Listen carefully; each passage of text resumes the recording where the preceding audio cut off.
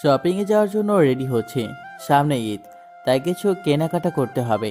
এমন সময় আম্মু বলে, আজকে একটু তাড়াতাড়ি আসিস। কেন? তোকে নিয়ে তোর খালার বাসায় যাব। তোমার বোনের বাসায় তুমি যাও, আমি গিয়ে কি করব?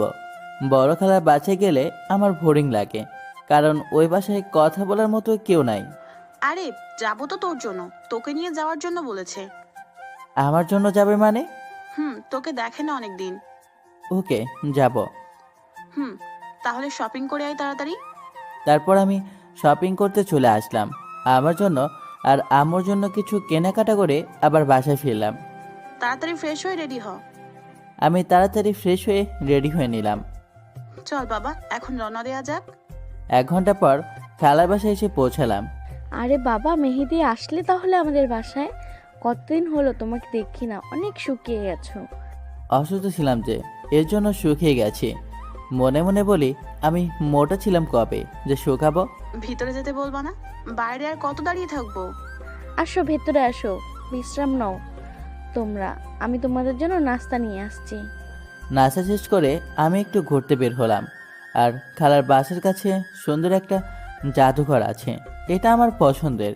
জাদুঘরের ভিতরে প্রবেশ করার পর আমি পাশের কক্ষে কয়েকজন মেয়ের কণ্ঠ শুনতে পাই।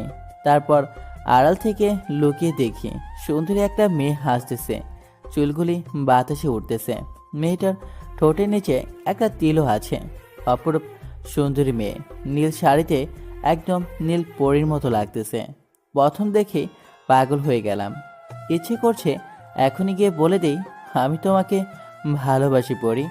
হঠাৎ করে কে যেন আলিফা বলে ডাক দিল, আর তারপরে মেয়েটা হাওয়া হয়ে গেল। চারদিকে অনেক খুঁজেও পেলাম না। ধুর, পরিচয়টাই তো হলো না। মনটা নিমিষেই খারাপ হয়ে গেল। তারপর আমি আবার ফিরে আসলাম খালার বাসায়। কি রে মেহেদি, তুই কোথায় ছিলি? ও, আপনাদের তো আমার পরিচয় দেওয়া হয় নাই। আমার নাম মাসুদুর রহমান মেহেদি। আমি মেরিন ইঞ্জিনিয়ারিংয়ে পড়তেছি, ফাইনাল ইয়ার। জি আম্মু, আমি একটু কাপাস হাটিয়া মুক্তির সংগ্রাম জাদুঘরে ঘুরতে গিয়েছিলাম। ভালো করছো, ঘুরলে তোমার মনটা ভালো থাকবে। আর ওই জাদুঘর অনেক সুন্দর। আমাকে সাথে নিয়ে যেতে পারিস নাই? আমিও একটু ঘুরে আসতাম। তুমি যে যাবে সেটা তো জানতাম না। আর মনে মনে ভাবছি, তোমাকে নিয়ে গেলে হয়তো পরি দেখা পেতাম না। আচ্ছা, তোমরা ডিনার করে আসো। খাওয়া দাওয়া শেষে আমি একটু টিভি দেখে ঘুমাতে গেলাম। আমার ঘুম আছে না, চোখ বন্ধ করলে সেই পরীর চেহারা বেশি ওঠে। আমি যে পরীর প্রেমে পড়ে গেছি। এই মেহেদি, কয়টা বাজে? হ্যাঁ, এখনো যে ঘুমাচ্ছিস ষাঁড়ের মতো? তাড়াতাড়ি উঠে ফ্রেশ হয়ে ব্রেকফাস্ট করতে আয়। মনে মনে হিরে পরীকে নিয়ে ভাবতে ভাবতে যে কখন ঘুমিয়ে গেছি মনেই নাই। আচ্ছা আম্মু, তুমি যাও, আমি আসতেছি। তারপর ফ্রেশ হয়ে ব্রেকফাস্ট করতে চলে আসলাম। আম্মু আর খালাকে কি বিষয় নিয়ে যেন গুনগুন করতে দেখলাম। আমাকে দেখেই থেমে গেল। ঘুম হয়েছে? হ্যাঁ খালা, কথা বলতে বলতেই ব্রেকফাস্ট শেষ। বাবা শোন, আজ তোকে নিয়ে তোর খালার ননদের বাসায় ঘুরতে যাব। রেডি হয় নে। কিছু না ভেবেই আমিও সম্মতি দিয়ে দিলাম। কি রে, আর কত সময় লাগবে তোর? এই তো আম্মু, হয়ে গেছে, বের হও এখন। ওকে বাবা, চল। কিছুক্ষণ পর আমরা খালার ননদের বাসায় এসে পৌঁছালাম। খালার ননদকে সালাম দিলাম। আসো বাবা, ভেতরে আসো। সেই কতদিন আগে যে তোমাকে দেখেছিলাম, মাশাআল্লাহ অনেক সুন্দর হয়ে গেছো। লজ্জা পেলাম, কিছু বললাম না। তারপর আম্মু, খালা আর ওই আন্টি একসাথে অন্য রুমে চলে গেল। আমি একা রয়ে গেলাম। কিছুক্ষণ পর আম্মু আসলো। বাবা, তোকে এই বাসায় কেন আনছি জানিস? ঘুরতে নিয়ে আসছো? এই তো। না, ঘুরতে নিয়ে আসিনি, তোর জন্য মেয়ে দেখতে আসছি। রেগে গিয়ে, কি বলতেছো? তুমি পাগল হয়ে গেছো নাকি? আমি এখন স্টুডেন্ট, আমি কি এখনই বিয়ের উপযুক্ত নাকি? হ্যাঁ, আমি কি খাবো বিয়ের পর বউকে? তাছাড়া আমার একজনকে ভালো লাগে, প্রথম দেখাতেই প্রেমে পড়ে গেছে। কে সে, চিনিস তাকে? না, চিনি না, জাদুঘরে দেখেছি এক পলক, আর দেখেই প্রেমে পড়ে গেছে। তাহলে ভুলে যা। আর তোর বড় খালার এই ননদের মেয়ের সাথেই বিয়ে দিব। কোনো কথা বলতে পারবি না, বড়দের উপর কোনো কথা নাই। তাহলে আমার পরীর কি হবে? জীবনের প্রথম প্রেমে পড়লাম, আর সেটাও কি অপূর্ণ থেকে যাবে? আবার হুট করে বিয়ে? হ্যাঁ, হুট করেই, কারণ মেয়েটা অনেক সুন্দরী, গুণবতী মেয়ে। আর মেয়েটি তোকে ঠিক করতে পারবে, কারণ ও তোর 3 মাসের বড়। তুই ওর উপর জোর প্রয়োগ করতে পারবি না। কি? একে তো হুট করে বিয়ে, তার উপর আবার সিনিয়র, আমার জীবনটা তেজপাতা করে দিবে। চুপ করে বসে থাক, ওরা মেয়েকে নিয়ে আসবে। আধা ঘন্টা হয়ে গেল, এখনো মহারানীর আসার কোনো খবরই নাই। না জানি কত আড্ডা মজা মাখতেছে। চুপ কর হারামজাদা, ও এমনিতেই অনেক সুন্দরী, মেকআপ করতে হয় না। আচ্ছা, মানলাম। অতঃপর 45 মিনিট পর মহারানীর আগমন। লম্বা একটা ঘোমটা দিয়ে আসে, দেখার কোনো উপায় নেই। এসেই আমকে পায়ে ধরে সালাম করে নিল না তো, আমার মাকে আমার কাছ থেকে কেড়ে নিল। বেঁচে থাকো মা। এখন লম্বা ঘোমটা সরাও, আমি আমার ছেলের হবু বউকে দেখি। মেয়েটি ঘোমটা সরিয়ে নিল। কি দেখছি? মাথা ঠিক আছে তো? না, একটা চিমটি কেটে দেখি, এটা বাস্তব না সত্য? ওহ, অনেক জোরে চিমটি কেটেছে, ব্যথা পাচ্ছি। তাহলে এটি কোনো স্বপ্ন নয় রে বালক মেহেদি, এ তো আমার সেই জাদুঘরের হারিয়ে যাওয়া পরি। আর আম্মু ওর সাথে আমার বিয়ে ঠিক করেছে। ব্যাপারটা মেঘনা চাইতেই বৃষ্টির মতো। আহ, পরীকে নীল শাড়িতে যা লাগতেছে, পরে মাথা নষ্ট আমার। ইচ্ছে করছে বিয়ে করে এখনই পরীকে নিয়ে হানিমুনে চলে যাই। উফ, পিঠে চিমটি কাটে আবার কে? এই হারামজাদা, কি হয়েছে তোর? হা করে তাকিয়ে আছিস। কি হবে? হ্যাঁ, কিছু না তো, আমি ঠিক আছি। ইস, সবাই কি বুঝে ফেলো নাকি যে আমি পরীর রূপের মায়ের ডুবে গিয়েছিলাম? মাশাআল্লাহ, অনেক সুন্দর লাগতেছে আজ কালিফাকে। সুন্দর তো লাগবেই, খালা বউটা যে আমার, আহা, ভাবতেই কত ভাল লাগে। আচ্ছা মিনারা আপা, আপনারা কিছু বলছেন না যে? আমার মেয়েকে কি পছন্দ হয় নাই? এই পরীকে কারই না পছন্দ হবে। আর হ্যাঁ, আপনাদের একটা কথা বলি, মিনারা হচ্ছে আমার আম্মুর নাম। ওদিকে আম্মু বলছে পছন্দ হবে না কেন? এরকম রূপবতী মেয়েকে পছন্দ না হবার কোনো কারণই নাই। আম্মু আমাকে উদ্দেশ্য করে বলে, কি রে, তোর পছন্দ হয়েছে? তুমি আমার মা, আর তোমার পছন্দই আমার পছন্দ। একটু ভাব নিয়ে বললাম, কারণ একটা মেয়ে যখন জানতে পারে যে একটা ছেলে তাকে অনেক ভালোবাসে, তার প্রতি দুর্বল, তখন মেয়েটা ছেলেটাকে পাত্তাই দেয় না। আলহামদুলিল্লাহ মিনারা আপা, আপনার ছেলে যখন রাজি তখন বিয়ের দিন তারিখটা পাকা করে ফেলা যাক। অবশ্যই, আসছে শুক্রবারই তাহলে পবিত্র কাজটা করা উচিত, যদি আপনাদের কোনো সমস্যা না থাকে। আরে না আপা, কোনো সমস্যা নাই, তাহলে আসছে শুক্রবারই বিয়ে। আহা, আমার এত ভালো লাগে কেন? আমার ক্রাশ আমার বউ হবে, বাহ, ভাবতে কেমন যেন লাগে। আচ্ছা, তাহলে আলিফাকে নিয়ে ভিতরে যান। ওরা ভিতরে যাওয়ার পর আম্মু আমাকে বলে, কি রে, তখন ওইভাবে হা করে তাকিয়েছিলি কেন? বলছিলাম না ও অনেক রূপবতী? তুই তো শুধু জাদুঘরের মেয়েকে নিয়েই পড়েছিলি। আরে আম্মা, এই সেই জাদুঘরের পরি যাকে প্রথম দেখেই প্রেমে পড়ে গেছি, আর তুমি তার সাথেই আমার বিয়ে ঠিক করেছো। তুমি খুব ভালো মা, সেরা মা, লাভ ইউ আম্মা। হয়েছে, আর ঢং করতে হবে না। অতঃপর সব কিছু ঠিক হওয়ার পর আমরা আমাদের বাসায় ফিরলাম। ফিরেই বন্ধুদের কল দিলাম মেসেঞ্জার গ্রুপে। আর হ্যাঁ, আমার বন্ধুদের নাম হলো সজীব, বাপি, তন্ময়, বসর আর নূরনবী, আরও অনেকে আছে। কি রে দোস্ত, কি খবর তোর? খুব ভালো দোস্ত, সুখবর আছে তোদের জন্য। কিসব খবর আছে বল দেখি শুনি। শুক্রবার আমার বিয়ে, আর সেটা আমার ক্লাসের সাথে। কি বলিস রে, তোর বিয়ে আবার ক্লাসের সাথে? কখন কি হলো জানতেই পারলাম না। সব জানতে পারবি, কাল সকালে সবাই বসুন্ধরা শপিং কমপ্লেক্সে চলে আসবে, ওখানে সব বলবো, ও কেনাকাটাও করব। ওকে ঠিক আছে। পরের দিন সকালে বসুন্ধরা শপিং কমপ্লেক্সে গিয়ে ওদের সবাইকে নিয়ে কেনাকাটা শেষ করে রেস্টুরেন্টে খেতে বসে পুরো ঘটনাটা বললাম। ওরা শোনার পর কস কি, এত পুরো সিনেমাটিক কাহিনী রূপকথার গল্পের মতো। হ্যাঁ, তা বলতে পারিস। আচ্ছা শোন, তোরা সবাই কাল সময় মতো চলে আসবে, তোদের ছাড়া আমি বিয়ে করতে যাব না। আমরা সবাই চলে আসবো। এখন তাহলে তুই বাসায় যা। ওদের বিদায় জানিয়ে বাসায় চলে আসলাম। তারপর ফ্রেশ হয়ে ডিনার করে দিলাম এক ঘুম, আর এই ঘুমেই রাত শেষ। ফ্রেশ হয়ে নাস্তা করতে চলে আয়। ফ্রেশ হয়ে নাস্তা করে রুমে চলে আসলাম। বিয়ের সময় হয়ে আসে, বন্ধুরা সবাই চলে আসে। কিরে, গোসল করে রেডি হওয়া তাড়াতাড়ি। গোসল করে রেডি হয়ে সবাই মিলে রওনা দিলাম। 30 মিনিট লাগলো পৌঁছাতে। সবাই বিয়ের গেট ধরেছে। এখন ওদের আবদার পূরণ করে বিয়ের পিড়িতে বসতে যেতে হবে। অবশেষে বিয়ে করে বাসায় বউ নিয়ে আসলাম।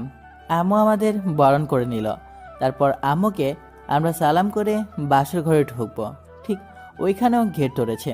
আবার ওদের আবদার পূরণ করে বউকে রুমে রেখে ছাদে গেলাম বন্ধুর সাথে একটু বুদ্ধি পরামর্শ করতে। কিরে যাস তো, এত সময় লাগে বউয়ের কাছ থেকে আসতে? আরে শালাই তো পাচ্ছেই না ওর বইয়ের কোলে গিয়ে উঠতেই। তোরা মজা নিচ্ছিস? ওকে, নে মজা। তোদের বিয়েতে আমিও মজা নেব। আরে ভাতিজা, রাগ করো কেন? আজকে তো একটু মজা করব আমরা। জামাল পুইরা রে, তাহলে তুই আমার আগে বিয়েটা করে ফেললি। বছরকে উদ্দেশ্য করে বললাম, তো তো কি তোর মতো বড় হয়ে বিয়ে করার ইচ্ছা প্রকাশ করবে নাকি? তোরা নিজেদের মধ্যে ঝগড়া করিস না তো। আমাদের সবার উচিত মেহেদিকে এখন শুভেচ্ছা জানিয়ে ওর বউয়ের কাছে পাঠানো। হুম, ঠিক বলেছিস তুই। তোরা সবাই আমার জন্য দোয়া কর। ওইদিকে আমু ডাকছে। এই হারামজাদা, বউ একা বসে আছে, তুই তাড়াতাড়ি রুমে যা। হে রে, অনেক সময় হলো, এবার আমি আসি। শুভ কাজটা সারতে হবে। হুম, যা। আর মনে করে বিড়ালটা মারতে ভুলিস না। আরে না কাকা, বিড়ালটাই আগে মারবো। তোরা দোয়া কর, আমি গেলাম। এই বলে আমি বাথরুমে ঢুকলাম। আমার বুকের হার্টবিট ফাস্ট হয়ে গেছে, পার চলছে না। বউ আমার লম্বা ঘোমটা টেনে বসে আছে। আহা, কি সুন্দরী বউ আমার। রূপের মায়ায় আমি যে ঘায়েল হয়ে যাচ্ছি। রুমের লাইটটা অফ করে ক্যান্ডেল লাইট জ্বালিয়ে দিলাম। আগে শুনেছি বাসরাতে বউ স্বামীর পা ছুঁয়ে সালাম করে, কিন্তু আলিফা যে করছে না। ও যে আমার সিনিয়র, এই জন্যই সালাম করতে হয়তো লজ্জা পাচ্ছে। ইস, আমার লজ্জাবতী বউটারে। না, আর দেরি করে লাভ নেই, এখন যাওয়া যাক বউয়ের কাছে।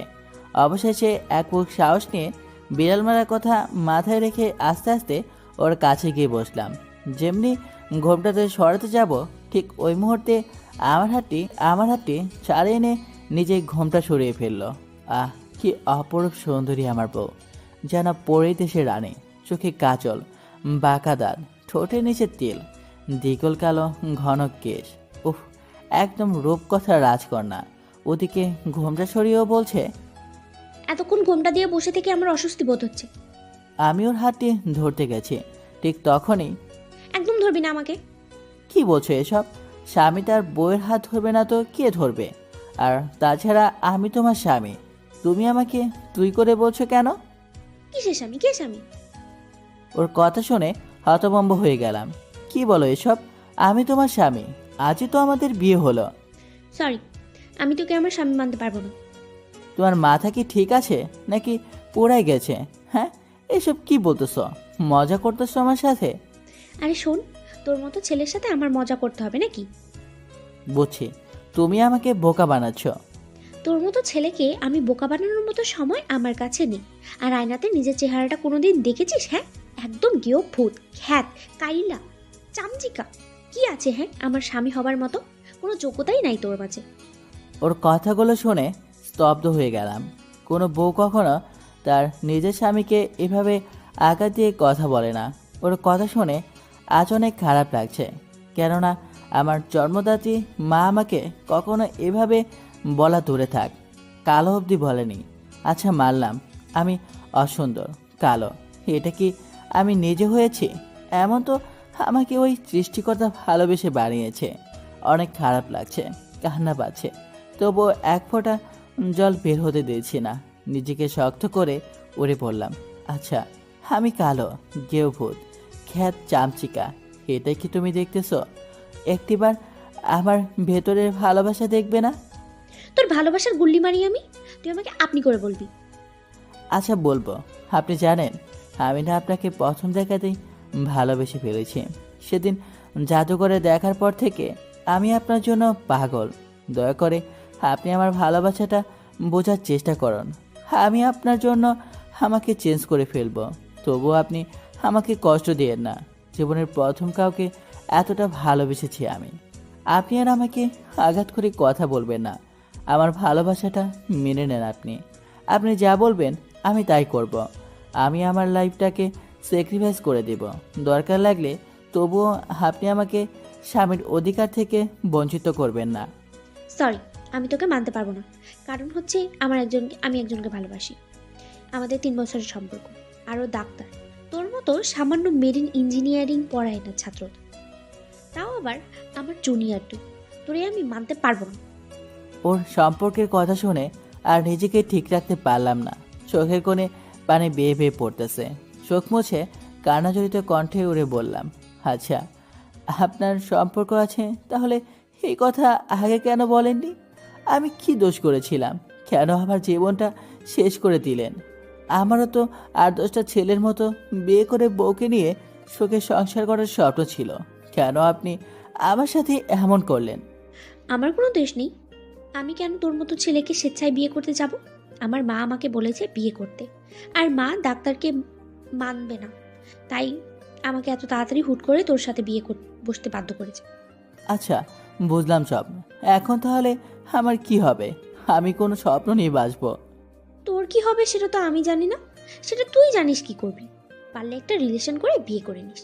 আর হ্যাঁ, তুই কখনো আমার কাছে স্বামীর অধিকার চাইবি না, আমার কাছেও আসবি না। আমাকে কি মনে হয় আপনার কাছে? হ্যাঁ, ভালোবাসা এতটাই সস্তা নাকি যে আজকে আপনাকে ভুলে গিয়ে কালকে অন্যজনের সাথে রিলেশন করে বিয়ে করে ফেলবো? আমি আপনাকে ভালোবাসতাম, ভালোবাসি, আর ভবিষ্যতেও বাসবো, কিন্তু কখনো আপনার কাছে ভালোবাসা চাইবো না, কথাটি বলে দিলাম।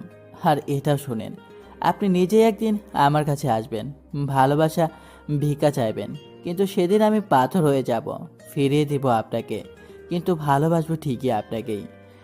একা জীবনটা কাটিয়ে দেব, তবু ভালোবাসা চাইবো না। আর বললেন না আপনার কাছে যেন স্বামীর অধিকার নিয়ে না যাই? আরে শোনেন, আমি আপনাকে কোনোদিন টাচও করব না। আর যারে ভালোবাসেন তার নিয়ে সুখী হয়েন, ডিভোর্স দিয়ে দিব আপনাকে, চাইতেও হবে না। ডাক্তারের ভালোবাসা সত্যি হলে আপনি আমার বউ হবার আগে ডাক্তার আপনাকে বিয়ে করে নিতে পারত। আপনি একদিন বুঝবেন আর কাঁদবেন, যেমন আজ আমি কাঁদতেছি। আচ্ছা, আর ফালতু বকিস না তো। তুই বসে বসে স্বপ্ন দেখ এই দিনের আশায়। আর ডিভোর্স তুই কি দিতে চাইবি আমি নিজেই তোকে ডিভোর্সের জন্য বলবো, ঠিক আছে? তোকে আমার একদমই সহ্য হয় না। এখন ঘুমাবো, একটু শান্তিতে। তুই আবার কোনো সুযোগ নিতে আসবি না কিন্তু। আমাকে টাচ করলে তোর আম্মুকে তোর নামে মিথ্যা অপবাদ দিব। ওকে যান, আপনি ঘুমান, আর আপনি নিশ্চিন্ত থাকেন, আপনাকে একটু ফুলের টোকাও দেওয়া হবে না। আমি কিভাবে ঘুমাবো যদি তুই আমার সামনে এখন একই খাটে ঘুমাতে চাস? আপনার সাথে আমি ঘুমাবো? পাগল হনি আমি, বুঝেছেন? আপনি খাটে ঘুমান, আমি সোফায় ঘুমাবো, নিচের ডাইনিং রুমে। না, নিচে ডাইনিং রুমে না, তাহলে সবাই আবার সন্দেহ করতে পারে। আচব, তাহলে আমি কোথায় ঘুমাবো? তুই এই রুমেই বালিশ নিয়ে ফ্লোরে ঘুমাবি। আচ্ছা, আপনি ঘুমাবার নির্ভয়ে। ওকে, তুইও ঘুমা। শুভরাত্রি। শুভরাত্রি বলেই উনি ঘুমিয়ে গেল। কচু রাত্রি আমার। সবাই বিয়ের প্রথম রাতে বউয়ের ভালোবাসা উপভোগ করে, আর আমার কি না ডিভোর্সের কথা শুনতে হয়। কত স্বপ্ন ছিল এই বাসর রাতকে নিয়ে, আর হয়ে গেল কি? এটাই আমার কপাল। এসব ভাবতে ভাবতেই ওর ঘুমন্ত রূপের দিকে আমার নজর গেল, আর তারপরেই আলিফার ঘুমন্ত মুখখানির দিকে চোখ পড়তেই আমি আবার ক্রাশ খেয়েছি। একটা মেয়ে এত সুন্দরী কিভাবে হয়? এত সুন্দরী একটি মেয়ের মনটা এত কুৎসিত কেন? আমাকে একটু বোঝে না। আমি যে ওরে অনেক বেশি ভালোবাসি, কি করে ওরে ভুলবো? ভুলতে যে হবেই। ওর মুখের ওপর চুলগুলি চলে এসেছে, সরিয়ে দিব কি করে? আমি যে কথা দিয়েছি ওরে কখনো টাচও করব না। এসব ভাবতে ভাবতে কখন যে ঘুমিয়ে পড়েছি, আর কখন রাতের অন্ধকার কেটে গিয়ে দিনের আলো ফুটে উঠেছে নিজেও জানি না। আমর ডাকে ঘুম ভাঙে। বৌমা, ও বৌমা, সকাল হয়েছে, এবার ঘুম থেকে উঠে ফ্রেশ হয়ে মেহেদিকে সাথে নিয়ে নাস্তা করতে আসো। মা, আপনি যান, আমরা ফ্রেশ হয়ে আসতেছি। মায়ের সাথে কি সুন্দর করে কথা বলল, আর আমার সাথে কুত্তার মতো ব্যবহার করে। এই গেউভূত, ঘুম থেকে উঠে ফ্রেশ হয়ে নাস্তা করতে চল। জি, উঠছি। এরপর ফ্রেশ হয়ে দুজন একসাথে বের হবার আগে ওরে বললাম, শোনেন, আপনার আর আমার মাঝে কি চলছে এবং কি হতে যাচ্ছে সেটা শুধু আমরা জানি, আর কেউ যেন না জানতে পারে। আম্মুর সামনে এমনভাবে আমার সাথে কথা বলবেন যাতে আম্মু না বুঝতে পারে আমাদের মাঝে কি চলছে। আচ্ছা ঠিক আছে, চল। ওকে চলেন। ডাইনিং রুমে চলে আসে। মাশাআল্লাহ, বৌমাকে অনেক সুন্দর লাগতেছে। আসো মা, আসো, আমার সাথে বসো তুমি। বাহ, কি সুন্দর কথা। এখনই আমার মা আমাকে ভুলে গেছে, নকল বৌমাকে নিয়ে আছে, আবার আদর করে সাথে বসানো হচ্ছে। আমি এখন পর হয়ে গেছি। কি রে মেহেদি, তুই কিছু বলছিস না যে? চুপ করে আছিস কেন? কি বলবো, বলার মানুষ তো এসে গেছে, এখন আমি না বললেও হবে। ক্ষুধা লেগেছে অনেক, খেতে দাও। তারপর খাওয়া দাওয়া শেষ করে যখন উঠব তখন আম্মু বলছে, শুনো, আমি চাইছি তোমরা এই মাসের 15 তারিখে হানিমুনে চলে যাও। 1 মাস ঘুরে আসো দুইজন একসাথে, তাহলে তোমাদের অনেক ভালো লাগবে। না মা, এখন এসব হানিমুনের দরকার নেই। বিয়েটাই যেখানে মিথ্যা হয়ে গেছে, ডিভোর্স হয়ে যাবে, সেখানে হানিমুনের দরকার নেই। কথাটি আসতেই বললাম। দরকার নেই মানে কি? হ্যাঁ, তুই কি পাগল হয়ে গেছিস? বিয়ের পর হানিমুন হবে না তা তো মেনে নেওয়া যায় না। হানিমুন হবে, আমি যা বলছি তার বাইরে একটি কথাও বলবি না তুই। হ্যাঁ মা, আপনি ঠিকই বলেছেন, আমরা হানিমুনে যাব, আপনি যাবার ব্যবস্থা করেন। এই মেয়েটি কি পাগল হয়ে গেছে? নিজেই বিয়ে মানছে না, আবার নিজেই এখন বলছে হানিমুনে যাবার ব্যবস্থা করতে। লজ্জা বলতে কিছুই নেই মেয়েটির। হ্যাঁ বৌমা, সব ব্যবস্থা হয়ে গেছে। আগামী 15 তারিখে তোমাদের ফ্লাইট, আর তোমরা যাচ্ছ লন্ডন। আচ্ছা ঠিক আছে। তারপর রুমে চলে আসলাম। রুমে এসে ওরে বললাম, আপনি কি পাগল? নিজে বিয়েটা মানছেন না, আবার সেই আপনি নিজ থেকে হানিমুনে যাওয়ার জন্য রাজি? আরে গাধা, হানিমুনে গিয়ে তো আর আমি তোর সাথে ঘুরবো না। তুই তোর মতো ঘুরবি আর আমি আমার মতো ডাক্তারের সাথে ঘুরবো। মানে কি? হ্যাঁ, আপনি এখনো আমার বউ, আর তাই আপনি এসব করতে পারবেন না। ডিভোর্সের পর যা মন চায় তাই করবেন, আমার কোনো আপত্তি নেই। আচ্ছা যা, ঠিক আছে, মানলাম তোর এই কথা। ধন্যবাদ। ওয়েলকাম। শোন, আমার কিছু কেনাকাটা করতে হবে, তুই আমার সাথেই যাবি। আচ্ছা, আপনি রেডি হন, এখনই বের হব। তারপর রেডি হয়ে সোজা তার জন্য মার্কেটে চলে গেলাম। দেখ তো আমাকে কোন শাড়িতে মানাবে। আপনি নীল শাড়িটা নিতে পারেন, নীল শাড়িতে আপনাকে পরীর মতো লাগে। তারপর তার পছন্দ মতো প্রয়োজনীয় কেনাকাটা শেষ করে একটি রেস্টুরেন্টে গেলাম। ওরে বললাম, আপনি কি খাবেন? অর্ডার দেন, আমি বিল দিয়ে দিচ্ছি। কেন, তুই কিছু খাবি না? আমার মনে এত রং নাই, আমি খাবো না, তাই আপনি খান। ওকে, তাহলে তুই কি করবি? এখন সেলুনে যাব চুলের ট্রিটমেন্ট করাইতে। আচ্ছা যা তুই, আমি খাওয়া শেষ করে বাসায় চলে যাব। তারপর রেস্টুরেন্ট থেকে সোজা জেন্টস পার্লারে চলে আসলাম। পার্লারের বিউটিশিয়ানকে ডেকে বললাম, আমার বউ আমাকে এভাবে অপমান করছে, এখন আপনারা এমন কিছু করে দেন যাতে ও দেখলেই অবাক হয়ে যায়। আরে ভাই, কোনো টেনশন নাই, আপনি বসেন, 1 ঘন্টার মধ্যে আপনাকে স্মার্ট লুক দেব। আপনার দাড়ি ও চুল দুইটাই ট্রিটমেন্ট করে আপনাকে হিরো বানিয়ে দেব। তার কথা শুনে অনেক খুশি হয়ে গেলাম। তারপর সে শুরু করে দিল আমাকে আধুনিক আর স্মার্ট লুক দেওয়ার কাজ। 1 ঘন্টা পর তার কাজ শেষে আমাকে বলল, ভাই, এখন চোখ মিলে আয়নাতে আপনাকে দেখেন, চিনতে পারছেন কিনা? চোখ মেলে আয়নাতে তাকিয়ে দেখে পুরো অবাক হয়ে গেলাম। আমি নিজেই নিজেকে চিনতে পারছি না। কেউ খ্যাত বলে আমাকে এত অপমান করেছে যে সেও যদি আজ আমাকে দেখে চিনতে পারবে না। আজ আমি আধুনিক যুগের আর 10টা স্মার্ট ছেলের মতো আমিও স্মার্ট, আর কেউ আমাকে আমার লোকের জন্য অপমান করে কটু কথা শোনাতে পারবে না। আজ আমি অনেক খুশি। তারপর পার্লারের বিউটিশিয়ান আমার বিল কত হয়েছে তা জেনে তা পরিশোধ করে তার সাথে তাকে 500 টাকা বকশিশ দিয়ে আমি পার্লার ত্যাগ করলাম। রাস্তা যাবার সময় নোটিশ করলাম কয়েকটি মেয়ে আমার দিকে তাকিয়েছিল।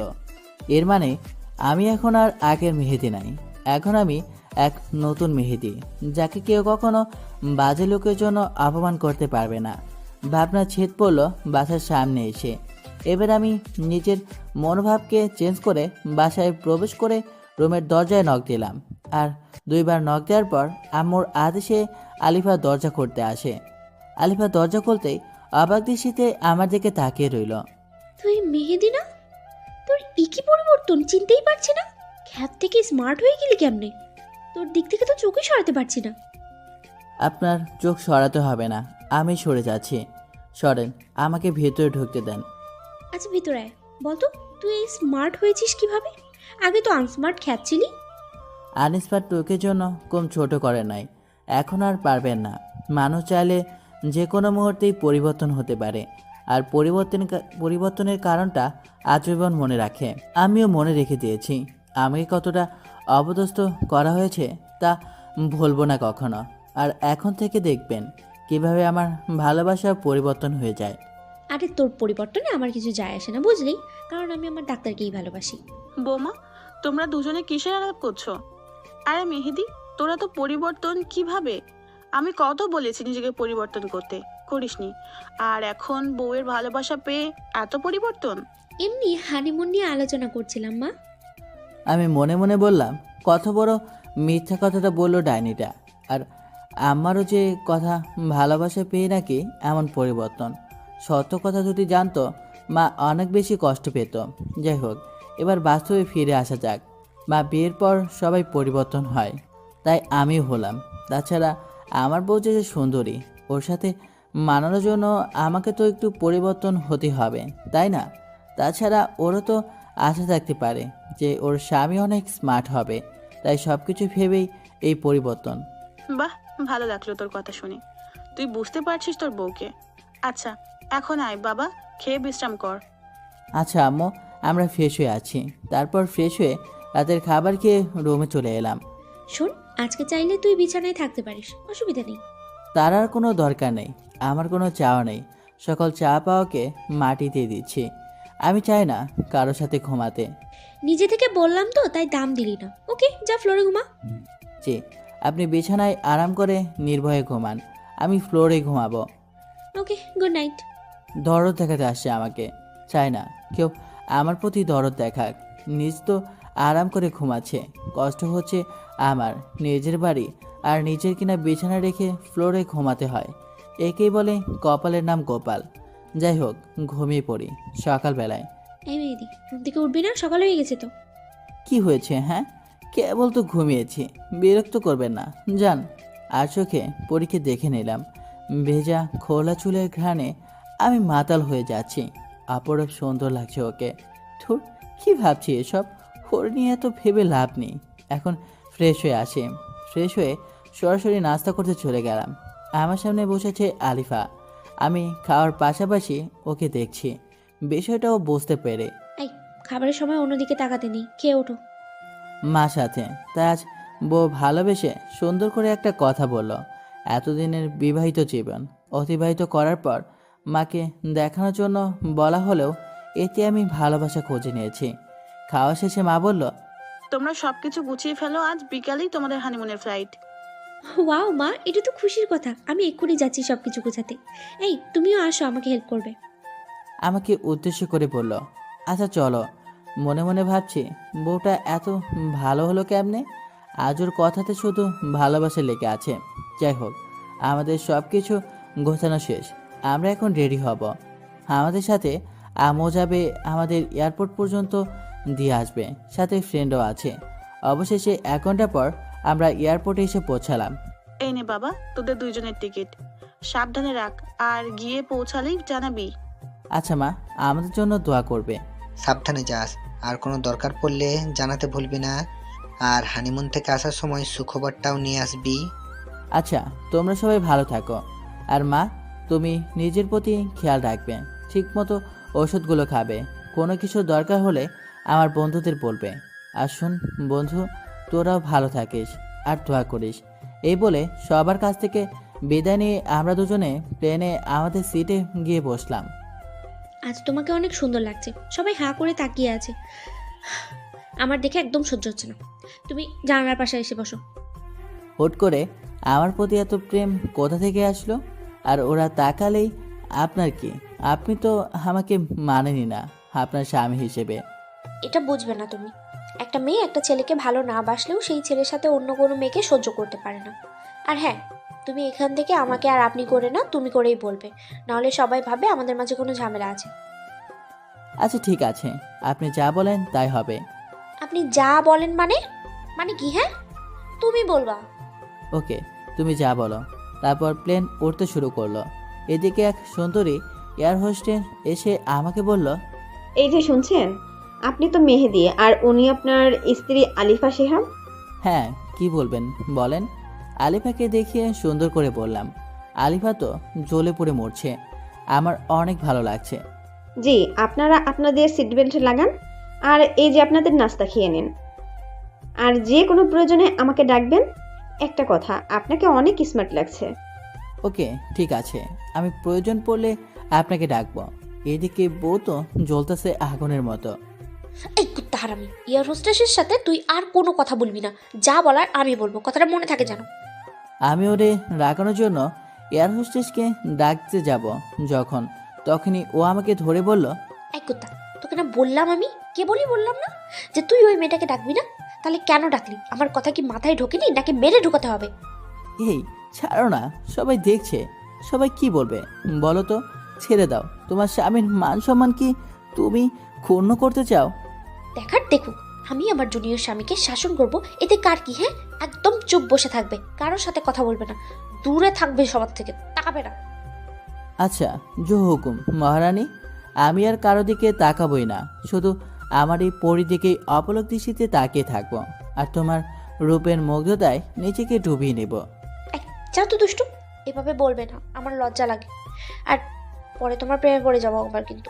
ওর হাতটে ধরে বললাম, সমস্যা নাই তো, স্বামীর প্রেমে তো স্ত্রী পড়বে। কিন্তু আমি যে ডাক্তারকে ভালোবাসি ওরে বলতে পারবো না আমি। আমি তোমাকে এত বেশি ভালোবাসা দিব যে তুমি ডাক্তারকে ভুলে গিয়ে আমার ভালোবাসায় ডুব দিতে চাইবে। আচ্ছা দুষ্টু, এখন চুপ করে বসো। এয়ার হোস্টেস আপু, দয়া করে একটু এদিকে আসবেন। জি ম্যাম, বলুন। আপনি এখন থেকে যা কথা বলার আমার সাথেই বলবেন, আমার স্বামীর সাথে কোনো কথা বলতে হবে না। কিন্তু আপু। কোনো কিন্তু নই, আমি যা বলছি তাই করবেন, কথাটা ভালো করে মাথায় ঢুকিয়ে নিন। আচ্ছা ম্যাম, ঠিক আছে। তুমি এভাবে না বললেও পারতে।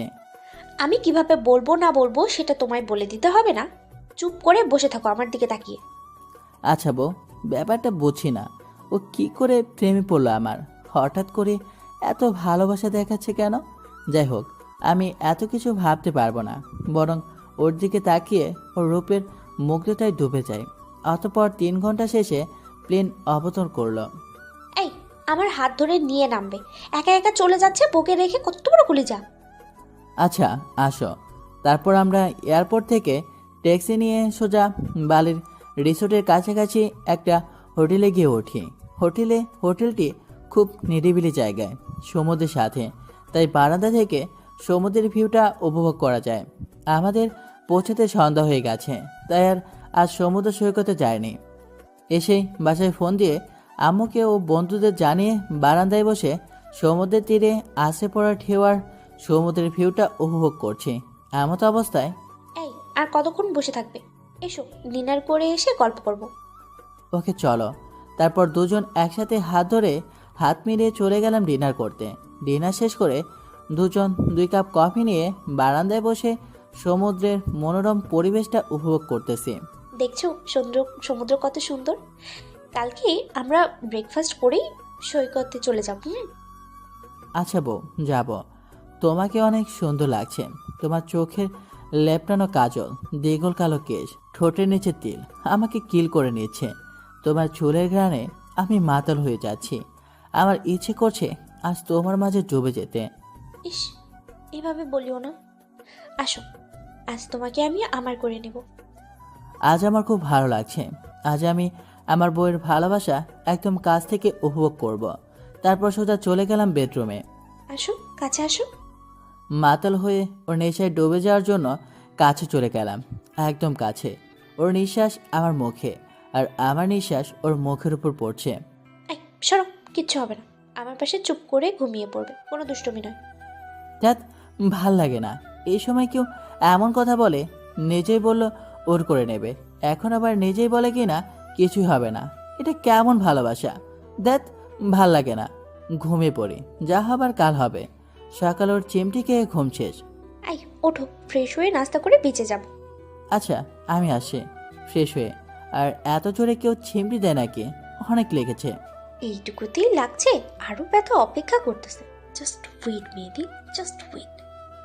কি বিড়বিড় করতেছো? কিছু না, ফ্রেশ হয়ে এসো।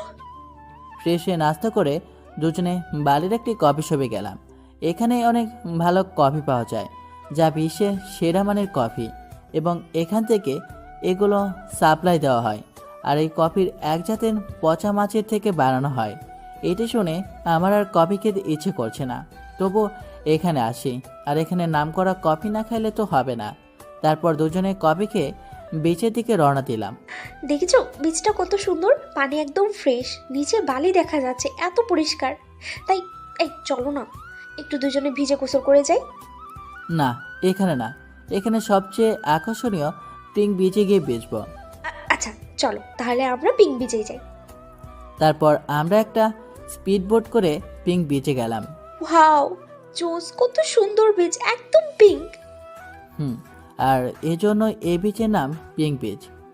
ওকে চলো সুইম কস্টিউম পরে আমরা সাঁতার কাটবো। ওকে। তারপর দুজনে সুইমিং কস্টিউম পরে পানিতে নেমে পড়লাম। অনেক ভালো লাগছে আমার আজকে। এই চলো না আমরা ওই পাশে যাই, এ পাশে মানুষ আছে, ওই পাশে কেউ নেই, নিশ্চয়ই ওই পাশের পানি আরো বেশি পরিষ্কার। আচ্ছা চলো, আমরা শুধু, আর কেউ নাই এখানে। সাগরের ওথালটেও আসে পড়ছে বিচে, ভিউটা জোর, আর সাথে সুন্দরী বউ, সব মিলিয়ে নিজেকে সিনেমার হিরো মনে হচ্ছে। এই আমি একটু ঝিনুক করাবো, আমার অনেক শখ এটা। আচ্ছা যাও। আমি সাঁতার কাটতে লাগলাম। থাকতে থাকতে হুট করে একটি বড় ঢেউ এসে আমাকে ভাসিয়ে নিয়ে তীরে ফেলল। তারপর আমি মাথা উঁচু করে দেখি 5 জন বকাটে গুন্ডা টাইপের লোক আমার সামনে দাঁড়িয়ে। আমি উঠে যেতে লাগলে একজন কাঁধে হাত রেখে বলে, কোথায় যাবেন ভাই? আমার বউকে নিয়ে এখন হোটেলে ফিরব। কেন জানি তাদের আমার সুবিধা মনে হচ্ছে না, তাই চলে যেতে চাইলাম। ভাই আপনি মনে হয় ভুলে গেছেন, এখানে কেউ আসলে আর ফিরে যেতে পারে না। কথাটি শুনে আমার গা শিউরে ওঠে। চোপসে যাওয়ার কণ্ঠে বললাম, কি বলছেন ভাই? যেতে পারবো না কেন? আসি যখন তখন যেতে পারবো। সিগারেটের জোরে টান দিয়ে আমার মুখে ধোয়া ফু দিয়ে বলল, এই বিচ পিঙ্ক বিচ হলেও আজ তোর জন্য এই বিচ ডেড বিচ। বুঝতে আর দেরি হলো না, এরা গুন্ডা। আমাকে ফেলে হয়তো আমার বউকে নিয়ে চলে যাবে। আমি এদিক ওদিক তাকিয়ে দেখি আলিফা কোথাও নেই। আমি অনেক ভয় পেয়ে যাই। আমি পালানোর চেষ্টা করার আগেই হায়নার দল আমার উপর ঝাঁপিয়ে পড়ল। প্রাণপণে চেষ্টা করলাম নিজেকে বাঁচানোর জন্য, কিন্তু পেরে উঠলাম না 5 জনের সাথে। অনেকক্ষণ মারার পর তারা ভাবছে আমি মারা গিয়েছি। তাই বখাটে গোন্ডাদের লিডার কারা যেন ফোন দিয়ে আসতে বলল। কিছুক্ষণ পর আমি যা দেখলাম তা দেখার জন্য আমিও মোটেও প্রস্তুত ছিলাম না।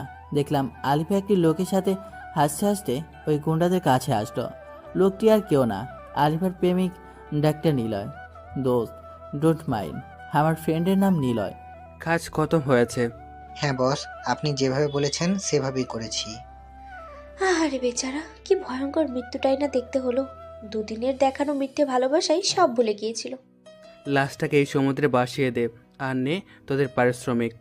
এসব কি দেখছি, কি শুনলাম আমি? আমার ভালোবাসাই আমার মৃত্যুর কারণ। আমি কি দোষ করেছিলাম? শুধু ভালোবেসেছিলাম।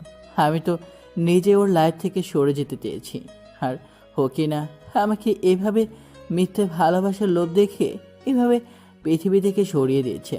এত নিষ্ঠুর হয় কিভাবে একটা মানুষ? চলে গেল ওরা দুজন, আর বকাটেরা আমাকে জোরে জোরে লাঠি দিয়ে আঘাত করে আমাকে ভাসিয়ে দিল। তারপর আমার আর কিছু মনে নেই।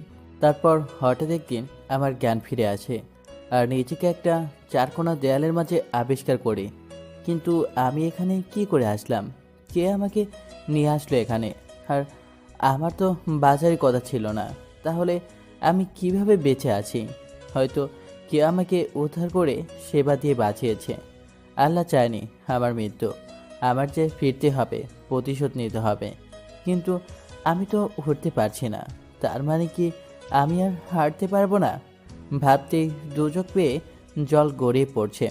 হঠাৎ করে একজন লোকের আগমন, মাঝবয়সী, মাঝারি উচ্চতার, দেখে মনে হচ্ছে ডাক্তার হবে। তার মানে এই ডাক্তার আমার চিকিৎসা করেছে।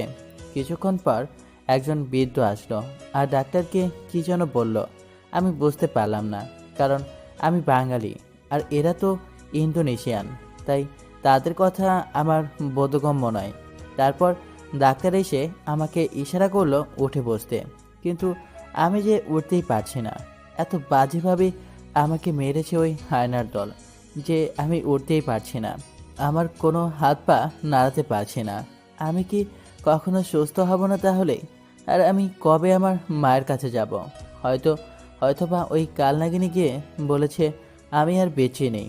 আমার মা কেমন আছে, কি করছে, কিছুই জানার উপায় নেই। আর ওদিকে কালনাগিনী সম্ভবত ডাক্তারকে নিয়ে বিয়ে করে সুখে সংসার করছে। সুখ সবার কপালে থাকে না। আজ আমি বেঁচে থাকার পরেও মৃত। আমার কোনো ক্ষমতা নেই হাতে। আজ আমি অসহায়। আমার ফোন, টাকা পয়সা যা ছিল সব নিয়ে নিছে। আমি কবে সুস্থ হব আর কবেই বা মায়ের কাছে ফিরে যাব? হয়তো মা এতদিনে ছেলের মৃত্যুর খবর পেয়ে ভেঙে পড়েছে, আর হয়তো মনেই নেই আমাকে। ডাক্তার তার ব্যাগ থেকে ওষুধ বের করে খাইয়ে দিয়ে বৃদ্ধ লোকটাকে কী যেন বলে চলে গেলেন। অনেক ক্ষুধা লেগেছে, কিন্তু খাবো কি করে? ইশারা দিলাম বৃদ্ধকে। বৃদ্ধ সাড়া দিল। তাকে হাত মুখের দিকে নিয়ে বললাম আমার খিদে পেয়েছে। তারপর বৃদ্ধ গেলেন আর আমার জন্য খাবার নিয়ে এলেন। এগুলো কি সামুদ্রিক জলস্থ উদ্ভিদ প্রাণী মনে হচ্ছে, কোনো রকম সিদ্ধ করা। হয়তো আমি এতদিন যাবৎ এসবই খেয়ে আসছি। তারপর বৃদ্ধ তাদের নিজস্ব ভাষায় কাউকে ডাকলেন। কিছুক্ষণ পর একটি তরুণী, দেখতে সাদা বর্ণের, খাটো করে এগিয়ে আসলো। বৃদ্ধের কাছ থেকে খাবারগুলো নিয়ে আমাকে খাইয়ে দিতে লাগলো। বিদকুটে স্বাদ, বমে চলে আসার উপক্রম। তবুও আমি খেয়ে যাচ্ছি, কারণ আমাকে যে বাঁচতে হবে। আর বেঁচে থাকার জন্য যে খাবারই আনুক আমি তাই খেয়ে নিব। পেট ভরে খেয়ে নিলাম। তারপর মেয়েটি আবার চলে গেল। এভাবে রোজ আমাকে মেয়েটি খাওয়ানোর পর চলে যায়। এর মধ্যে অনেকদিন কেটে গেল। আমি এখন দাঁড়াতে পারি, হাঁটতেও পারি। মেয়েটি আমাকে ধরে ধরে হাঁটায়। তার ইতিমধ্যে মেয়েটির নামও জানা হয়ে গেছে। মেয়েটির নাম নীরা, মুসলিম সম্প্রদায়ের মেয়ে। ইন্দোনেশিয়ান সংখ্যাগঠিত মানুষ মুসলিম। আর বৃদ্ধ হলো এই মেয়েটির দাদা। থাকতে থাকতে এই পরিবেশের সাথেই অনেকটাই মানিয়ে নিয়েছি। এখানকার ভাষাও রপ্ত করে নিয়েছি। এখন তাদের সাথে আমার ভাবের আদান প্রদান করতে কোনো সমস্যা হয় না। সন্ধ্যা গড়িয়ে রাত হলো। এখন নীরা আসবে আমাকে খাওয়াতে। আসবো ভিতরে? হ্যাঁ আসো, অনেক ক্ষুধা লেগেছে। আজ পেট ভরে খাবো, আর তুমিও আমার সাথে খাবে। আচ্ছা ঠিক আছে, আপনার সাথে আজ আমিও না হয় খাবো। মেয়েটির খুবই বদ্ধ সরল ও মিষ্টির ব্যবহার। এরকম মেয়ে যার জীবনসঙ্গী হবে সে খুবই ভাগ্যবান। আমি মেয়েটিকে আমার বোনের মতোই দেখি, আর মেয়েটিকেও আমাকে ভাইয়ের দৃষ্টিতে দেখে। তারপর দুজন খাওয়া দাওয়া শেষ করলাম। এখন আর এসব খাইতে আমার কোনো সমস্যা হয় না, বরং আরও ভালো লাগে। ও চলে গেল। আমিও দরজা বন্ধ করে ঘুমিয়ে পড়লাম। সকালবেলায় আজ 1 বছর যাবৎ আমি এখানে আছি। এখন আমি পুরোপুরি সুস্থ। সময় হয়েছে ফিরে যাওয়ার। আর এর মধ্যে নীরার দাদাও পৃথিবী ছেড়ে চলে গেছে। নীরার আপন বলতে কেউ নাই, তাই আমি ওরে নিয়ে দেশে ফিরে যাব। কারণ ও আমার জন্য যা করেছে তার ঋণ শোধ করা যাবে না কখনো। তাই ওকে সাথে নিয়ে গিয়ে ঋণের বোঝা কমাতে চাই। দাদা দেশে যাব কবে? যাবো রে বোন, আগে কাজ করে টাকা জোগাড় করি। হ্যাঁ, যা শুনলেন তা একদম ঠিক। আমি এখন কাজ করি। একটি হোটেলে যা বেতন পাই তা দিয়ে দুজনের জীবন কেটে যায় কোনো রকমে। আর দেশে যাবার জন্য কিছু করে টাকা জমাই। অতঃপর আরও 6 মাস অতিবাহিত হবার পর আমরা দেশে যাবার জন্য প্লেনের টিকিট সংগ্রহ করেছি। আজ নিজের চঙ্গি ডুবকে পরিবর্তন করে আসি। আবার সেই আগের মেয়েদে হয়ে গেছি। দাদা আমার আজ সত্যি খুব খুশি লাগছে। কেন রে বোন, তুই আজ এত খুশি? কারণটা কি? এই যে দাদা, আজ আমি তোমার সাথে তোমার দেশে তোমার বাসায় যাব। তোমার তো কেউ নেই।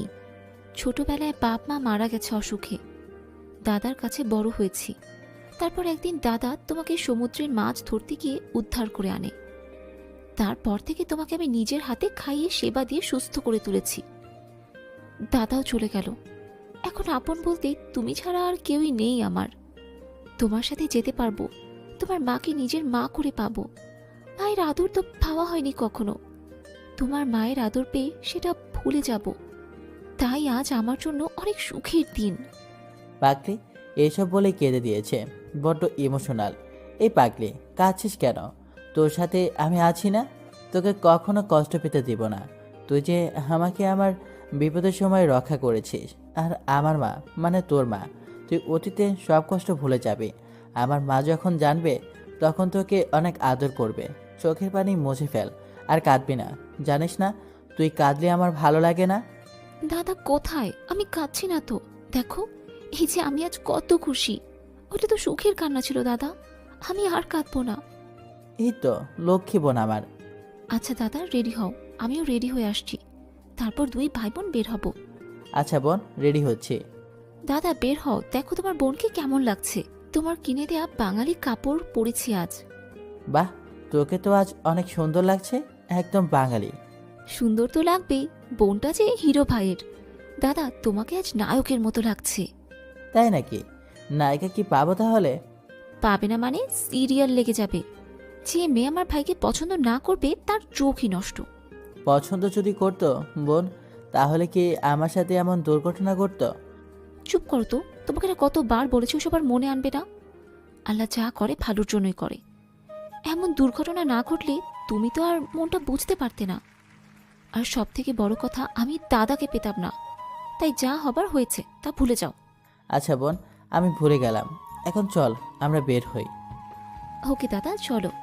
তারপর আমরা এয়ারপোর্টে এসে আমাদের ফ্লাইটের প্লেনে গিয়ে উঠি। অতঃপর 3 ঘন্টা যাত্রা শেষে প্রিয় জন্মভূমিতে প্লেন অবতরণ করলো। 1.5 বছর পর আজ দেশের মাটিতে পা রাখলাম। আজ আমার চেয়ে খুশি হবার মতো আর কেউ নাই। তারপর ট্যাক্সি নিয়ে সোজা বাড়ির উদ্দেশ্যে রওনা দিলাম। দাদা তোমাদের দেশ তো অনেক সুন্দর, চারিদিকে সবুজের সমারোহ, কি সুন্দর লাগছে। তোমাদের দেশ মানে কি? বল। আমাদের দেশ। ও সরি দাদা, আমাদের দেশ। রাগ করবে না, ভুলে বলে ফেলেছি।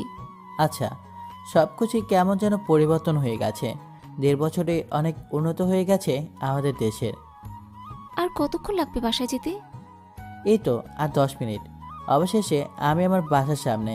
বাসাটা একদম নিস্তব্ধ হয়ে আছে আমার অভাবে। দরজাতে নক করবো কি বোন? আমাকে দেখে কি চিনতে পারবে? না জানি আমাকে ভুলে গেছে। দরজা খুলে হয়তো চোখের ভুল ভেবে আবার লাগিয়ে দেবে, না হয় ভূত ভেবে চিৎকার করে উঠবে। আরে দাদা, কিচ্ছু হবে না, আল্লাহ ভরসা। তুমি নক করেই দেখো। সব ভাবনা ঝেড়ে ফেলে নক করলাম। দরজা খুলতেই আমি অবাক। দরজা খুলে দেখতেই আমি অবাক। মনে হলো সামনে আলিফা দাঁড়িয়ে ছিল। তাহলে আবার কোথায় চলে গেল? আমি ভুল দেখছি হয়তো। দরজার সামনে দাঁড়িয়ে আছে আমার জননী। চেহারার একই হাল, চেনা যাচ্ছে না, পাগলদের মতো হয়ে গেছে। মা আমাকে দেখে বলল, কে? দেখতে তো মেহেদির মতো লাগছে। কে তুমি বাবা? যা বলেছিলাম তাই হলো। মা আমাকে চিনতে পারছেন না। অবশ্য না চিনতে পারাটাই স্বাভাবিক, কারণ সকলের কাছে আজ আমি মৃত। আমি মা, তোমার ছেলে মেহেদি। আমার ছেলে? আমার ছেলে তো চলে গেছে, ওপারে চলে গেছে আমাকে রেখে। স্বার্থপর ছেলে, মাকে সাথে নিয়ে যায়নি। মা কিছুতেই বিশ্বাস করছে না যে আমি মেহেদি। আমি কি করে মাকে বিশ্বাস করাবো যে আমি তার ছেলে মেহেদি? ও হ্যাঁ, মনে পড়েছে, মা আমাকে নিজের গলার হার পরিয়ে দিয়েছে ছোটবেলায়। সব কিছু হারারা নিয়ে গেলেও এটা নিতে পারেনি। আমি আস্তে করে শার্টের বোতাম থেকে হারটা বের করে মাকে দেখিয়ে বললাম, দেখো, এই হার তুমি আমাকে তোমার নিজের হাতে পরিয়ে দিয়েছ। এবার তো বিশ্বাস করো আমি তোমার ছেলে। হ্যাঁ তাই তো, তুই আমার ছেলে বাবা। জড়িয়ে ধরে কপালে চুমু দিল ছোটবেলার মতো করে। জানিস, তোর মৃত্যুর খবর শোনার পর আমি স্ট্রোক করেছিলাম। বেঁচে ফিরবো কখনো ভাবিনি। বোমা যখন বলেছিল যে সন্ত্রাসীরা তোকে মেরে সমুদ্রের বিশাল ঢেউয়ের সাথে ভাসিয়ে দিয়েছে, তখন আমি এই কথাটি শুনেই স্ট্রোক করেছিলাম। কখনো ভাবিনি যে তোর দেখা পাবো। আজ আমি অনেক খুশি বাবা, আজ যে মহা খুশির দিন। বাবা, তোর সাথে এই মেয়েটি কে? ও মা, ওর নাম নীরা। ওর আর ওর দাদুর ওসিলায় আমি আজ বেঁচে আছি। ওর দাদু আমাকে সমুদ্রের তীরে ভেসে আসতে দেখে তারপর আমাকে উদ্ধার করে ওরা দীর্ঘ 1 বছর চিকিৎসা ও আমার সেবা করে আমাকে বাঁচিয়ে তুলেছে। ওর মা বাবা ও ছোট থাকা অবস্থায় মারা গেছে, আর কিছুদিন আগে বৃদ্ধ দাদাও না ফেরা দেশে চলে যায়। তাই ওর আপন বলতে আমি ছাড়া কেউ নেই। এর জন্যই আমি ওকে আমার সাথে নিয়ে আসি। কে বলেছে ওর কেউ নেই? ও আমার ছেলের জন্য যা করেছে তার ঋণ শোধ করতে পারবো না, কিন্তু ওরে আমি আজ থেকে আমার নিজের মেয়ে মনে করব। এছাড়া আমার তো কোনো মেয়েই নাই। ভালোই হলো একটা মেয়ে পেলাম। আমি ওকে এই কথা বলেছি। কিন্তু ও যে কোনো কথা বলছে না। ও যে ইন্দোনেশিয়ান, তাই বাংলা বুঝতে পারছে না। আমি ওকে তোমার বাংলা ভাষার কথাগুলো ওর বাসায় বোঝাবো। আচ্ছা, তাহলে তুই ফ্রেশ হয়ে আয়, আর আমিও ওকে আমার সাথে নিয়ে যাই। আচ্ছা মা, ঠিক আছে। তারপর ফ্রেশ হয়ে খেয়ে নিলাম। আমি ঘুমাতে চলে গেলাম, আর আম্মু নীরাকে নিয়ে ঘুমাতে চলে গেল। দীর্ঘ 13 বছর পর নিজের বাসায় ঘুমাবো, কিন্তু কেন জানি বারবার মনে হচ্ছে আমার কাছাকাছি কেউ আছে যে আমাকে প্রতি মুহূর্তে ফলো করছে। থুর, এসব মনের ভুল। দিলাম এক লম্বা ঘুম। এক ঘুমেই রাত গড়িয়ে দিন হয়ে গেছে। নীরাটাকে ঘুম ভেঙে যায়। দাদা উঠো, ফ্রেশ হয়ে নাস্তা করতে আসবে। আচ্ছা যা বোন, আমি আসি। আচ্ছা আমি গেলাম, তুই তাড়াতাড়ি আসো। ফ্রেশ হয়ে নাস্তা করে নিলাম। তারপর মাকে বললাম, মা, সবাইকে আজ ডিনারে ইনভাইট করো, যেন আমাকে দেখে চমকে যায়। আচ্ছা ঠিক আছে, আজ তোর বন্ধুদের আত্মীয় স্বজনদের ইনভাইট করব। ওকে। তারপর আমি আমার রুমে গেলাম। ভাবলাম এখন বাইরে যাব না, রাতে সবাইকে চমকে দেব। কাল থেকে বের হব। এখন বরং ছাদে যাই, রুমে আর ভালো লাগছে না। তারপর সোজা ছাদে চলে গেলাম। ছাদের যে পাশে কাঠগোলাপের গাছ, ওই পাশে গিয়ে অতীতের সব কথাগুলো ভাবতে থাকলাম। আলিফার কথা অনেক বেশি মনে পড়ছে। না জানি কেমন আছে, ভালোই আছে হয়তো ডাক্তারের সাথে। কিন্তু কেন মনে হচ্ছে আমার সাথে কেউ আছে যে আমাকে ফলো করছে। মনে হচ্ছে আমার পেছনেই কেউ দাঁড়িয়ে আছে। পেছন ফিরে তাকাতেই কিছুই তো নেই। তাহলে এসব আমার মনের ভুল। কিন্তু চিলেকোঠার রুমের কর্নারে কিছু যেন শব্দ হচ্ছে। যা আছে কপালে, ওইখানে কি আছে আমাকে দেখতেই হবে। এগিয়ে গিয়ে দেখে আমি ভয় পেয়ে গেলাম। একটি সাদা ছেঁড়া শাড়ি পরে একটি মহিলা দাঁড়িয়ে আছে। উস্কো খুস্কো চুলগুলি উড়ছে, জীর্ণশীর্ণ দেহ। কি যেন বিড়বিড় করে বলতেছে। আমি কিছু না ভেবে মাকে ডাকলাম, মা, ও মা, ছাদে আসো তো। মা হাজির হয়ে বলল, কি হয়েছে? এই অসময়ে ছাদে কি করিস, আর আমাকে ডাকলি কেন? ছাদের ওই অচেনা পাগড়ির মতো দেখতে ওইখানে কে দাঁড়িয়ে আছে দেখো তো। আচ্ছা সরে দাঁড়া, আমাকে দেখতে দে। ও, ওকে চিনিস নাই? আমি তো তাকে দেখি নাই, চিনব কেমনে? মনে হচ্ছে পাগলি। তাহলে দেখ। দেখি অবাক। ও আর কেউ না, আমার পরি, যাকে আমি অনেক ভালোবাসতাম। আর আমার ভালোবাসার দুর্বলতাকে পুঁজি করে আমাকে পৃথিবী থেকেই বিদায় করে দিতে চেয়েছিল মা। কিন্তু ওর এই অবস্থা হলো কি করে? তুই কিছুই জানিস না? কি জানি না আমি? খোলাসা করে বলো তো শুনি। শোন তাহলে, তোর উপর সন্ত্রাসী হামলায় ওর কোনো হাত নেই। যা করার ওই ডক্টর করেছে। কি বলতেছো? আমি নিজ কানে শুনেছি। ওকে দিয়ে ডাক্তার এসব বলতে বাধ্য করেছে। আর তোকে মারার কোনো ইচ্ছে ছিল না ওর। তাহলে আমার সাথে এসব ঘটলো কি করে?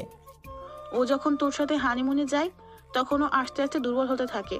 আর ওই ছেলের সাথে ঠিকমতো কথাও বলে না। ওই ছেলেকেই ইগনোর করতে থাকে। আর ছেলেটি এসব মেনে নিতে পারেনি, তাই ওই ছেলেও ইন্দোনেশিয়া চলে যায়। আর সন্ত্রাসদের টাকা দিয়ে কবজা করে তোর উপর আক্রমণ চালায়। এটা যখন আলিফা জানতে পারে, তখন তোকে বাঁচাতে চায়, কিন্তু ছেলেটা আলিফাকে ব্ল্যাকমেল করে। আলিফাকে বাধ্য করে ওসব বলতে। তারপর আলিফাকে দেশে এনে মারাত্মকভাবে শারীরিক নির্যাতন করে। আলিফা কিছু বলেনি? আলিফা অনেক বলেছে, ভিক্ষে চেয়েছে ছেলেটার ভালোবাসা। কিন্তু ছেলেটা বলে ও নাকি আলিফাকে ভালোই বাসেনি, শুধুমাত্র ব্যবহার করার জন্য এসব করেছে। আলিফা এসব শুনে অনেক কান্না করে আর তোর জন্য আফসোস করে। ও তখন বুঝতে পারে ছেলেটি ওর জন্য ভুল ছিল। ছেলেটা অনেক নির্যাতন করে, আমাদের বাসার সামনে এনে ফেলে দিয়ে চলে যায়। তারপর আমি বাইরে বের হলে ওকে উদ্ধার করি, আর ওর মুখে সব ঘটনা শুনি। ও তোর সাথে খারাপ ব্যবহার করার জন্য নিজেকে দোষী ভাবতে শুরু করে আর পাগলামি শুরু করে দেয়। সুইসাইডও করতে গেছিল, আমি বাধা দিয়েছি। এরপর তোর শোকেই মেয়েটি আস্তে আস্তে পাগল হয়ে যায়। ঠিক মতো খায় না, ঘুমায় না, শুধু তোর কথা বিড়বিড় করে বলে একা একা। অজান্তেই চোখের পানি বের হয়ে আসলো।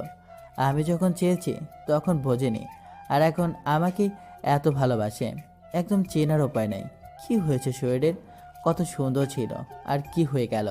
মা, ওকে চিকিৎসা করাওনি সুস্থ করে তোলার জন্য? অনেক চিকিৎসা করেছি, কোনো লাভ হয়নি। ডক্টর বলেছে ও কোনোদিন সুস্থ হবে না। তবে কি মা, কোনো সুযোগ আছে নিশ্চয়ই। আমি ওকে সুস্থ করে তুলবই। ওকে সুস্থ করার উপায়টি হলো ভালোবাসা। মানে? হ্যাঁ, একমাত্র ভালোবাসা দ্বারা ওরে সুস্থ করা সম্ভব। ভালোবাসা পারে না এমন কিছুই নেই। ভালোবাসা পেলে বনের হিংস্র পশুও পোষ মানে। তাই একমাত্র ভালোবাসা দিয়েই ওরে আবার আগের অবস্থায় ফিরিয়ে আনা সম্ভব। সত্যি? তাহলে তো আমি পারবো ওরে সুস্থ করে তুলতে, কারণ আমি ওরে অনেক বেশি ভালোবাসি।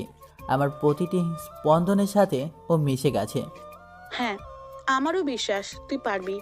দোয়া করো মা, আমি যেন আমার ভালোবাসা দিয়ে ওরে আবার আগের স্বাভাবিক জীবনে ফিরিয়ে আনতে পারি। দোয়া করি বাবা, তুই সফল হ। কিন্তু আরেকটি কাজে আমাকে করতেই হবে মা। কি কাজ এটা? আমার ভালোবাসার এই অবস্থার জন্য যে দায়ী, তাকে তো আমি ছেড়ে দেব না মা। হ্যাঁ বাবা, ওই জঘন্য মানুষটিকে বোঝাতে হবে যে কারো ভালোবাসাকে পুঁজি করে জীবন ধ্বংস করে দেওয়ার কষ্ট কতটা যন্ত্রণাদায়ক। মা, তুমি শুধু দোয়া করো, আমি এর প্রতিশোধ নেবই। এখন ওরে নিয়ে চলো রুমে। আচ্ছা, আমি আর নীরা নিয়ে আসছি। তারপর রুমে আসি, মা আর নীরা ওরে নিয়ে আসে। ওর কি অবস্থা? ওরে গোসল করিয়ে পরিপাটি করে রাখতে হবে। এতদিন একা ছিলাম তাই পারতাম না, এখন তোরা আসছিস, এখন পারবো। না মা, কাজটা আমি একা নিজে হাতে করতে চাই। আমার ভালোবাসা দিয়ে ওরে সুস্থ করতে হবে, তাই আজ থেকে ওর যাবতীয় কেয়ার। তাহলে তো আরো ভালো, কিন্তু তুই কি পারবি একটা মেয়ের যাবতীয় কেয়ার করতে? ভালোবাসার জোর থাকলে সব পারা যায়। আমি ওরে ভালোবাসি, ওর স্বামী আমি, তাই আমাকে যে পারতেই হবে। আচ্ছা বাবা, যা তুই ওকে নিয়ে। ওরে সাথে নিয়ে আসলাম রুমে, আমার সামনে বসিয়ে রেখে দৃষ্টি না ফেলে।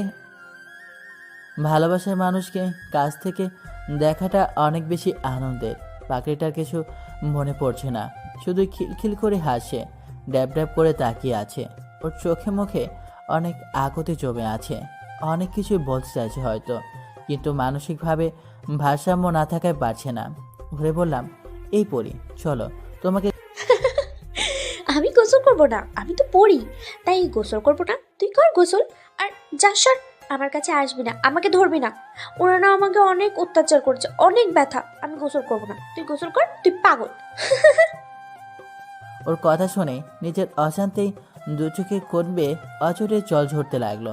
এত সুন্দরী পরিষ্কার পরিপাটি থাকা আমার পরিরাজ এই নির্মম অবস্থার জন্য দায়ী ওই ডাক্তার। আমি ছাড়বো না, খোদার কসম। আমি ওকে বুঝিয়ে দেব মানুষের জীবনে খেলা করা কতটা ভয়ঙ্কর হতে। এই তুই কি জানিস, আমার না জুনিয়র পিচ্চির স্বামী ছিল, ওরে আমি শেষ হতে দেখেছি। তোর স্বামী তোর সামনেই বসে আছে আর তুই আর চিনছিস না।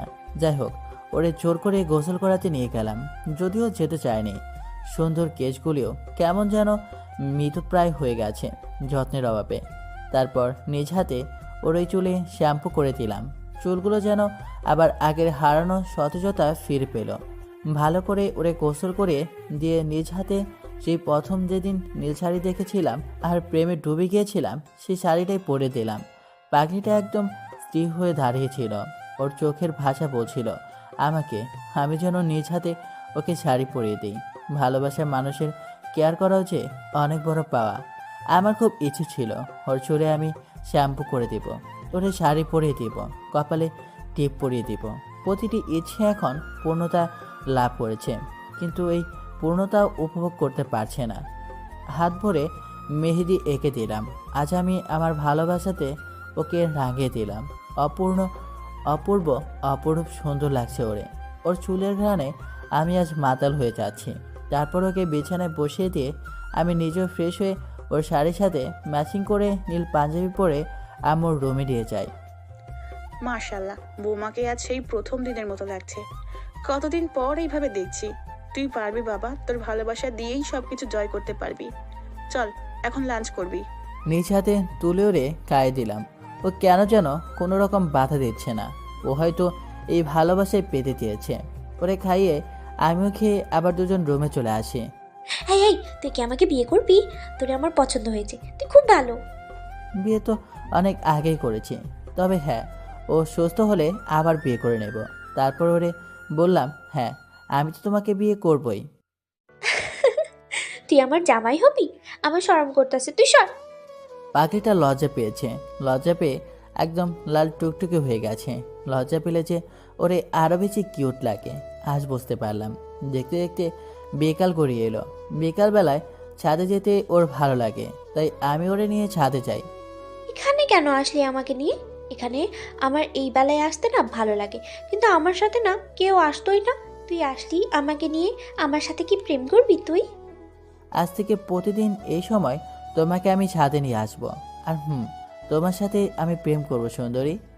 আচ্ছা তাহলে তুই এখন এখান থেকে লাফ দে, আরে পাগলি, তাহলে যে আমি মরে যাব, তোমার সাথে প্রেম করবো কেমনে? ও, মরে যাবি লাফ দিলে? থাক তাহলে তুই আমার সাথে আমার হাত ধরেই বসে থাক। তারপর ওর হাত ধরে বসে থেকে বিকাল শেষে সন্ধ্যায় সূর্যাস্ত দেখে আবার রুমে চলে এলাম। রুমে এসে ওরে নাস্তা করিয়ে বললাম, এখন তুমি একটু ঘুমাও।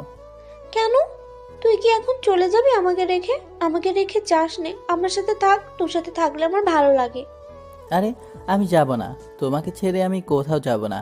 তুমি ঘুমাও, আমি একটু বেলকনিতে গিয়ে বন্ধুর সাথে কথা বলবো। অনেকদিন হলো ওদের সাথে কথা বলিনি। আমি ঘুমাবো কেমনে? আমার ঘুম আসে না, তুই ঘুম পাড়িয়ে দিবি আমায়? আমার পরীর কথা কি আমি ফেলতে পারি? তারপর ওরে ঘুম পাড়িয়ে কপালে একটা কিস দিয়ে বেলকনিতে যাব যখন, ঠিক তখনই দেখি পাখিটা আমার পাঞ্জাবির এক প্রান্ত ধরে ঘুমিয়ে আছে। এখন তো ছাড়াতে গেলেই ঘুম ভেঙে যাবে। বন্ধুর সাথে আজ বাসায় আসলে বলবো নি, এখন বরং আমি ওর মাথার পাশে বসে থাকি। ঘুমন্ত চেহারা যে কতটা নিষ্পাপ আর সৌন্দর্য মোড়ানো, সেটা পরীকে এভাবে কাছ থেকে না দেখলে বুঝতেই পারতাম না। ওর কাজল কালো হরিণীর চোখ, ধীগল কালো ঘন কেশ, ঠোঁটের নিচে তিল আর পরনে নীল শাড়ি আমাকে প্রতি মুহূর্তে নতুন করে ওর প্রেমে ডুবিয়ে দিচ্ছে। আমি যে সৌন্দর্যে মাতাল হয়ে যাচ্ছি। কিছু না ভেবেই ওর কোমল হাতটি আমার হাতে রেখে দিয়ে কপালে একটি ভালোবাসার পতি থেকে দিলাম। আর তখনই ওর ঘুম ভেঙে যায় আর আমাকে টান দিয়ে বুকে জড়িয়ে নেয়। ছাড়বো না এখন, দেখি কেমনে যাস তুই। আমার কপালে কি করলি তুই? সবাইকে বলে দিব কিন্তু। হে ছাড়ো, আর সবাইকে বলবা কেন?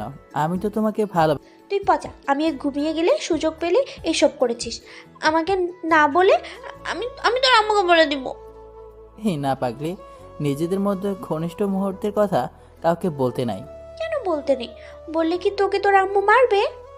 এই পাগলির সাথে মোটেও পাগলামি করা যাবে না, করলেই বিপদ। তার থেকে বরং ওর কথাতেই সাড়া দিই।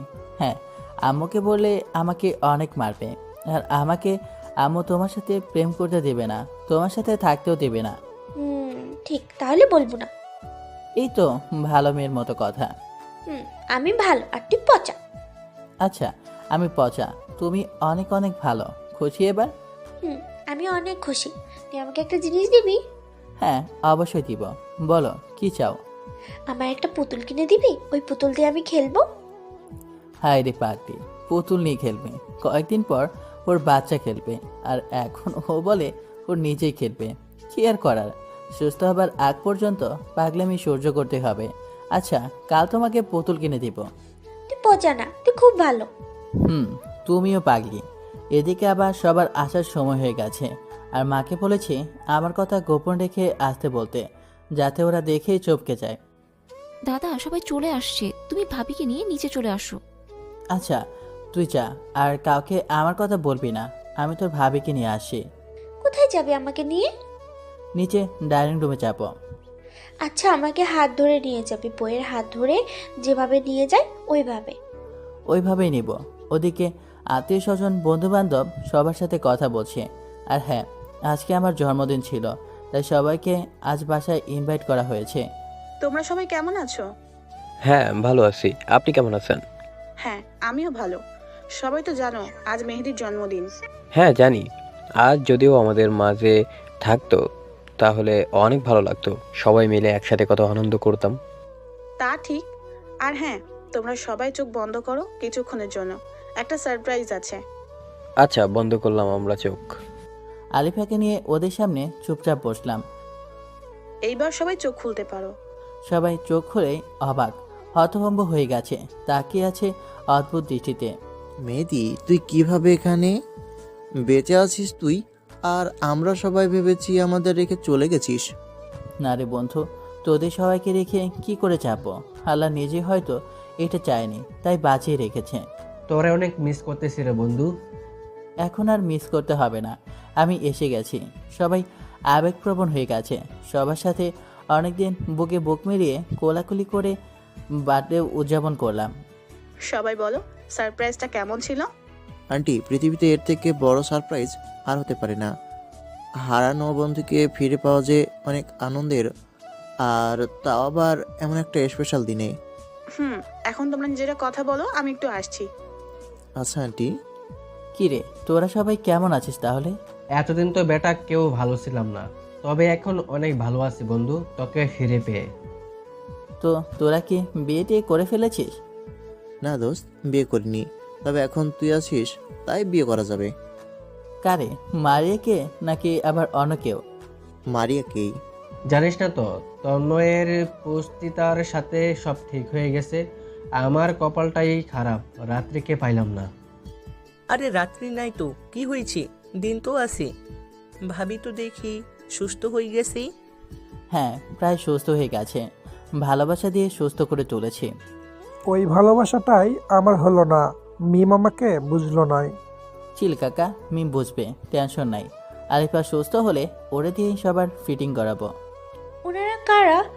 কখন থেকে তুই কথা বলছিস আমার সাথে কথা না বলে? ওরা সবাই আমার বন্ধু। ও আচ্ছা। মা, আসো সবাইকে খাবার দিয়ে যাও। মা এসে সবাইকে খাবার দিয়ে দিল। খাওয়া দাওয়া শেষে ডাক্তারের ব্যাপারে ওদেরকে বললাম। তুই কোনো চিন্তা করিস না, তবে একটা বজ্জাতকে উচিত শিক্ষা দিব। তার আগে বল, এই মেয়েটিকে আগে তো কখনো দেখিনি। তারপর সবাইকে পুরো ঘটনা খুলে বললাম আর নীরার পরিচয় দিলাম। ও আচ্ছা, বুঝতে পারলাম। তাহলে নীরাকে দিয়ে কাজ হবে, ডাক্তারকে উচিত শিক্ষা দেওয়া যাবে। না, ও পারবে না, এ দেশের ব্যাপারে ওর অভিজ্ঞতা নেই। নীরাকে বুঝিয়ে বললাম, ও বলল পারবে। তাহলে তো ভালোই, এখন সব ব্যবস্থা করি। আচ্ছা, তারপর সবাইকে বিদায় জানিয়ে আলিফাকে নিয়ে রুমে আসলাম। এখন কি করবি, ঘুমাবি নাকি? না, এখন তোমাকে ছাদে নিয়ে গান শোনাবো।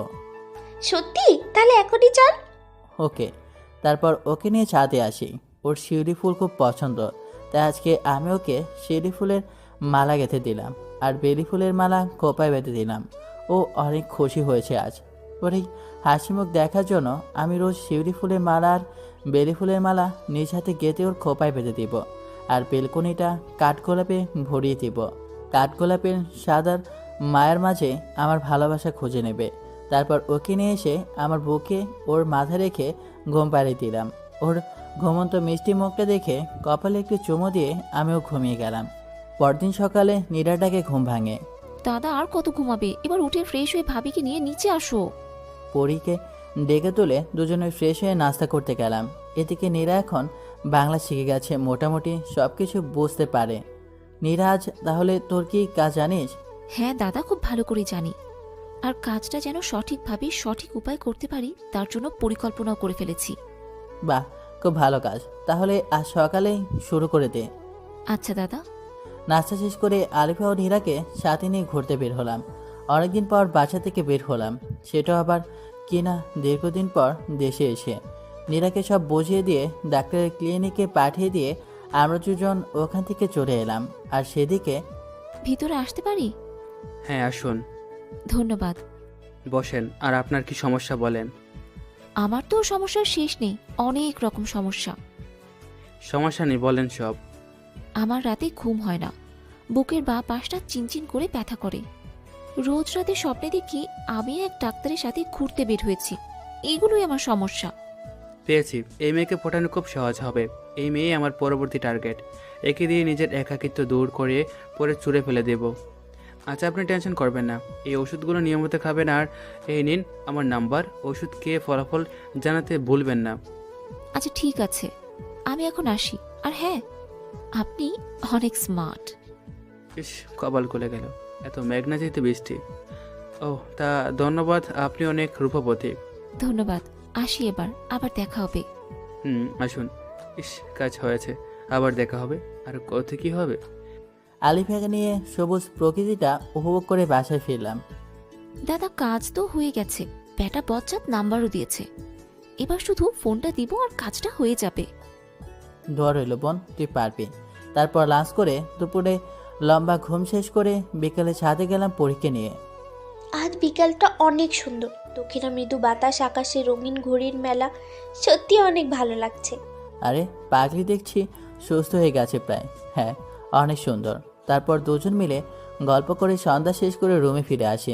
কিছুক্ষণ পর মা খেতে ডাকে। তারপর দুজন খেয়ে এসে বেলকনিতে বসে চায়ের কাপে চুমুক দিচ্ছি। আর ওইদিকে এখন ফোন দি ব্যাটা বজ্জাতকে। ফোন ধর তাড়াতাড়ি, ফোন রিসিভ করে বলে। কে আপনি? এত তাড়াতাড়ি ভুলে গেলেন আমি কে? আহা, আপনি আপনার পরিচয় না দিলে কি করে বুঝবো আপনি কে? আর এখানে বলে যাওয়ার কথা আসছে কেন? আমি আপনার পেশেন্ট নীরা। ফোন দিতে বলে এখন নিজেই ভুলে গেছেন? আরে না, আমি তো আপনার ফোনের জন্য অপেক্ষা করছিলাম। সত্যি আমার ফোনের জন্য অপেক্ষা করছিলেন? হ্যাঁ সত্যি। কেন, আপনার ফোনের জন্য অপেক্ষা করতে পারি না নাকি আমি? না মানে আমার ফোনের জন্য তো কেউ অপেক্ষা করেনি, তাই বললাম। কেউ করেনি তো কি হয়েছে? আজ থেকে না হয় রোজ আমি অপেক্ষায় থাকবো। এভাবেই বলবেন না, প্রেমে পড়ে যাব। সমস্যা নেই তো। আপনার স্ত্রী কষ্ট পাবে। দূর, কি যে বলেন! আজ পর্যন্ত প্রেম করতে পারলাম না, আর স্ত্রী তো অনেক দূরের কথা। তাহলে তো ভালো, ডাক্তারের প্রেমে পড়ে গেলেও সমস্যা নেই। সত্যি আমার অনেক ভালো লাগছে, একদিনেই এত প্রেম। ওহ, কেন? একদিনে প্রেম হতে পারে না? বিশ্বাস করতে না পারলে পাই। এই না, বিশ্বাস করি, ভালোবাসি আপনাকে। আমিও তোমাকে অনেক ভালোবাসি। আর হ্যাঁ, আজ থেকে আমায় আপনি না তুমি করে বলবে। তুমি বললে তোমাকে বউ বলেও ডাকতে পারি। আপাতত তুমিই ঠিক আছে। আচ্ছা বেবি, কি করো তুমি? তোমার সাথে কথা বলি বাবু। তুমি কি করো গো? আমিও তোমার সাথে কথা বলছি, আমার কাজই তো এটা। অনেকক্ষণ কথা শেষে। আচ্ছা বাবু, এখন ঘুমাও। আর 5 মিনিট থাকো প্লিজ। চুপ, আর 1 সেকেন্ডও না, এক্ষুনি ঘুমাও। Good night. Okay baby, good night. এদিকে বছরের ফোন। কিরে, হঠাৎ রাতের বেলা ফোন দিলি আমাকে? কি মনে করে? না মানে তোর সাথে কিছু কথা বলার ছিল। কি কথা বল। শোনার পর রাগ করতে পারবি না। আরে না, তুই আমার বন্ধু, তোর কথাতে আমি রাগ করব না। তাহলে শুন, নীরাতকে আমার প্রথম দেখাতে ভালো লেগে গেছে, প্রেমে পড়ে গেছি। ওকে আমি বিয়ে করতে চাই, তোর যদি কোনো আপত্তি না থাকে। আরে এটা তো খুশির কথা, তুই নীরাকে ভালোবেসে ফেলেছিস। তাই তো বলি, সেদিন রাতে নীরাকে দিয়ে ডাক্তারকে সাহায্য করাতে তুই না করেছিলি, আমার কোনো আপত্তি নেই। তুই তোর পরিবারকে আমার আম্মুর সাথে কথা বলতে বল, বিয়ের দিন তারিখ তারাই ঠিক করবে। আচ্ছা বন্ধু, তোকে ধন্যবাদ।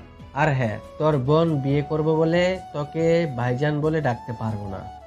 আরে সমস্যা নেই, আমরা আগে থেকেই বন্ধু, তাই ভাইজান বলার দরকার নেই, তুইটাই বেস্ট। আচ্ছা বন্ধু, তাহলে এখন রাখি। আর নীরাকে বলে দিস ডাক্তারের কাছ থেকে যেন নিজেকে নিরাপদে রাখে। ওকে বলবো। এখন ঘুমা, গুড নাইট। তারপর আমার পাকলি বউকে বললাম বিয়ের কথা। বাহ, বিয়ে মানেই কত মজা, তাই না? তাহলে আমরাও বিয়ে করে ফেলবো, হ্যাঁ? আচ্ছা ঠিক আছে, এখন তুমি আমার বুকে মাথা রেখে ঘুমিয়ে যাও। আচ্ছা, তুইও ঘুমা আমার সাথে। ওকে, গুড নাইট।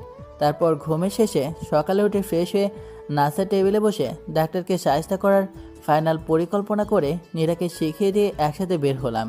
পথিমধ্যে নিলয়ের ফোন। বেবি তুমি কোথায়? বাবু, আমি তোমার দেওয়ার ঠিকানায় এসছি। ওকে, তাড়াতাড়ি আসো বেবি।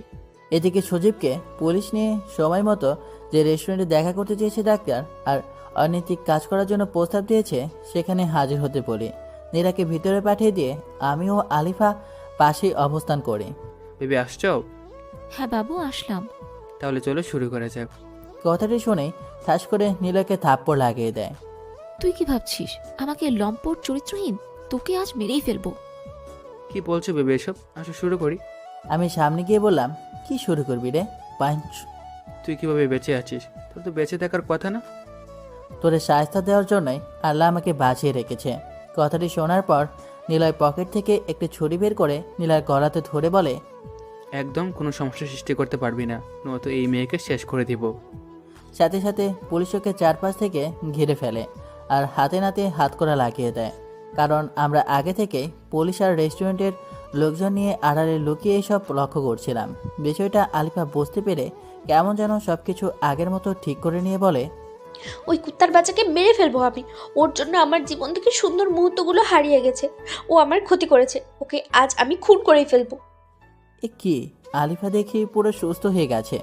না, আপনার কিছু করতে হবে না, ওর উপযুক্ত শাস্তি ও পেয়ে যাবে। আইনের হাত থেকে রক্ষা পাবে না। আমরা ওকে নিয়ে গেলাম। পরি, তুমি সুস্থ হয়ে গেছো? হ্যাঁ, আমি এখন সুস্থ। তুমি আমাকে ক্ষমা করে দাও মেহেদি। আমি তোমার ভালোবাসা বুঝতে পারিনি, তোমাকে অনেক বেশি কষ্ট দিয়েছি, অনেক অপমান করেছি। এর কোনো ক্ষমা হয় না, তবুও আমি আজ তোমার কাছে ক্ষমা চাইছি। তোর পাগলি, তুমি হলে আমার বউ, তাই আমি সব ভুলে গিয়েছি, কিছু মনে রাখিনি। না গো, তবুও আমি অপরাধী। তুমি বলো আমাকে ক্ষমা করে দিয়েছো। আচ্ছা পাগলি, আচ্ছা, আমি তোমাকে ক্ষমা করে দিয়েছি। ধন্যবাদ। আর আজ আমি তোমাকে একটা কথা বলতে চাই, যে কথাটি 1.5 বছর আগে বালিতে পিং বিচে বলার জন্য আমি একটু আলাদা হয়ে গিয়েছিলাম। কখনো ভাবিনি যে তার জন্য এভাবে 1.5 বছরের জন্য আলাদা হয়ে যাব। ওইসব অতীতের কথা বাদ দিয়ে কি বলতে চাও বলে ফেলো, আমার আর কৌতূহলে শেষ হচ্ছে না। আমি তোমাকে ভালোবাসি। থাকবে তো শেষ নিঃশ্বাস পর্যন্ত আমার সাথে? বিপদ আপদে সব সময় পাশে থাকবে? আমিও তোমাকে অনেক অনেক বেশি ভালোবাসি পড়ি। আর হ্যাঁ, আমি তোমার হাসি মুখের জন্য সব করতে পারবো। তাহলে করছো না কেন? কি করছি না? কাঁথা জড়িয়ে ধরো আমাকে। বলার সাথে সাথে শক্ত করে ওকে জড়িয়ে ধরলাম। প্রায় 2 বছরের বিবাহিত জীবনে এই প্রথম ওকে জড়িয়ে ধরেছি। ভালোবাসার মানুষের প্রথম স্পর্শ যা কখনো ভোলা যায় না। এটা এক এক অন্যরকম ভালো লাগা। ওর মাথা একদম আমার বুকে মিশে গেছে। আমার হৃদস্পন্দন গলি খুব খুব কাছ থেকে অনুভব করছে পড়ি। কপালে একটি কিস করেও দিলাম, কিন্তু পাগড়িটা করতে পারছে না, কেননা ও আমার পিচি বউ। এই কুত্তা, চুপ হবি নাকি হাঁটু মারতে হবে জায়গা মতো? তাহলে তখন এমনিতেই নিচু হয়ে যাবি। কি বলো? হাঁটু মারলে তোমারই লোকসান। যাই হোক, আমি মাথা নিচু করছি। তারপর আর কি, ও আমার কপালে একটা দিয়ে দিল। আচ্ছা, এই মেয়েটিকে? তারপর ওকে সব বুঝিয়ে বললাম। তাহলে তো ভালোই, ননদ পেয়ে গেলাম। হ্যাঁ, আর আমিও তোমার মতো একটা সুন্দরী ভাবি পেলাম। আচ্ছা হয়েছে, এখানে আর সময় নষ্ট না করে শপিংয়ে যাওয়া যাক। বিয়ের প্রস্তুতি নিতে হবে যে। হ্যাঁ চলো। ওমা, ননদ দেখি লজ্জাতে লাল হয়ে গেছে। লজ্জা নারীর ভূষণ। জানি গো ননদিনী। চুপ করো, এখন শপিং মলে আসি। তারপর বিয়ের যাবতীয় কেনাকাটা করলাম। এই পাঞ্জাবিটা পরে দেখো তো। ওর পছন্দ মতো আমি একটা পাঞ্জাবি নিয়ে নিলাম, আর আমার পছন্দ মতো ও শাড়ি নিল। কেনাকাটা শেষ করে সোজা বাসায় চলে আসলাম। ফ্রেশ হয়ে খেয়ে রুমে আসলাম। এই শোনো, কাল তো নীরার বিয়ে, সবাইকে দাওয়াত দিয়েছো ঠিক মতো? সবাইকে দাওয়াত দেওয়া হয়ে গেছে গো গিন্নি, আপনার ভাবতে হবে না। Good bye. গুড বাই নাকি গুড স্বামী? সরি গো আমার ভালো স্বামী। হয়েছে, এখন ঘুমাও। কাল তাড়াতাড়ি উঠতে হবে, অনেক কাজ আছে বিয়ের। আচ্ছা, আমাকে বুকে নিয়ে ঘুম পাড়িয়ে দাও। ওকে। তারপর ঘুম পাড়িয়ে দিয়ে আমিও ঘুম। সকালে সবাইকে নিয়ে কাজে লেগে পড়েছি, আর মনে মনে ভাবছি ইচ্ছা ছিল বন্ধুর বিয়েতে ওর সাথে কনের বাড়িতে যাব, কত মজা করব, কিন্তু তার হলো না। কোথায়, নিজের বোনের সাথেই বিয়ে দিচ্ছি বন্ধুর। সজীবের ফোন। কিরে, সবকিছু কমপ্লিট? কমপ্লিট। খুব আনন্দ তাই না? তোরা ওর সাথে আসতেছিস আর আমি বরযাত্রী হতে পারলাম না। আচ্ছা, বরযাত্রী হবার যখন এতটাই শখ, তখন তুই বিয়ে করে বাড়ির গেটের একটু সামনে এসে আমাদের সাথে বরযাত্রী হয়ে গেট দিয়ে প্রবেশ করিস। আচ্ছা, এটা ভালো বুদ্ধি। তারপর কথা মতো ওদের সাথে বরযাত্রী হয়ে আমিও আসলাম। সবাই তো পুরোই অবাক। বিআই সাহেব দেখি লজ্জায় লাল হয়ে গেছে। আমিও কম চাই না বলে ফেললাম। হগবিয়ান, আপনিও লাল হয়ে গেছেন। সবাই আমাদের কাহিনী দেখে পাগলের মতো হাসছে। তারপর বিয়ের কাজ সম্পন্ন করে ওদের দোয়া করে ছেড়ে দিয়ে আসলাম। মনটা খারাপ লাগছে নীরাকে ছাড়া। আমারও অনেক খারাপ লাগছে, কিন্তু এটাই নিয়ম। ঘুমিয়ে পড়ো। তারপর ঘুম শেষ করে পরের দিন বৌভাতে গিয়ে ওদের নিয়ে আসলাম। আজ বিয়ের 4 দিন অতিবাহিত হয়েছে। নীরা বর্ষসহ সবাই আজ বাসায়। অন্যান্য আত্মীয় স্বজন আছে। ভাবছি হঠাৎ করে আজ সবাই একসাথে, কাহিনী কি? আরিফাকে ডাকলাম। আরে কোনো কাহিনী না, সবাই মিলে আজ একসাথে ডিনার করবো তো তাই। ও আচ্ছা, চলো তাহলে সবাই মিলে ডিনার করে নেই। তারপর ডিনার শেষে সবাই চলে গেল, আর আরিফাকে কি যেন বলে গেল। আমি এখনও রুমে যাইনি। যাক, পরে যাব। এখন একটু ছাদে যাই। আলিফাকে ডাকলাম, আসলো না। অথচ অন্যান্য দিন ও নিজে থেকে আমার সাথে ছাদে আসে। যাই হোক, একাই ছাদে গিয়ে রাত 11টার দিকে রুমে ফিরে আসলাম। আর এসেই অবাক, ক্যান্ডেল লাইট দিয়ে সাজানো রুম, বিছানা বাসর রাতের মতো করে সাজানো, মাঝে বড় করে লেখা ভালোবাসি। কিন্তু কি করলো, কখন করলো এসব? আম্মুকে ডাক দিলাম, আম্মু ডাকে সাড়া দিল না। হুট করে পেছন থেকে ধাক্কা দিয়ে আমাকে দেয়ালের সাথে মিশিয়ে দিল কে জানি। স্পষ্ট বুঝতে পারছি না কে। আস্তে আস্তে কারো আমার দিকে এগিয়ে আসার শব্দ পেলাম। এসব কি হতে যাচ্ছে আমার সাথে? পুরো বাড়ি চুপচাপ, মাও নাই, পরীকেও দেখছি না। একটি অবয়ব একদম আমার সামনে এসে দাঁড়ালো। তার ঘড়া নিঃশ্বাস আমার মুখে পড়ছে। আমি সাহস করে, কে আপনি? আমার সাথে সাথে জোরে ধরে কিস করে বলল, আমি তোমার বউ আলিফা। তার মানে এত সব কিছু তোমার কাজ, আর এজন্য সবাইকে ইনভাইট করেছিলা? হুম, আমাদের তো বাসর হয় নাই, তাই আজ সব কিছু করেছি। আজ আমাদের বাসর হবে। আচ্ছা দুষ্টু বউ। সাথে সাথে ওকে জড়িয়ে ধরে কিস করতে লাগলাম। ওর ভারী নিঃশ্বাস আমার মুখে পড়ছে, আর আমার ভারী নিঃশ্বাস ওর মুখে পড়ছে। আজ তোমাকে আমি আমার ভালোবাসায় রাঙাতে চাই। আমিও আজ তোমার ভালোবাসায় নিজেকে রাঙাতে চাই। সাথে সাথে ওকে কোলে নিয়ে সোজা বিছানায় শুয়ে দিলাম। এতদিনের সকল জমানো ভালোবাসা আজ একসাথে পেতে চাই আমি। সব পাবে, আর শুধু তুমি আর আমি। এই কথা বলেই ওর কপালে কিস দিলাম। তারপর আর বলা যাবে না, দুজন দুজনের ভালোবাসায় ডুবে গেলাম।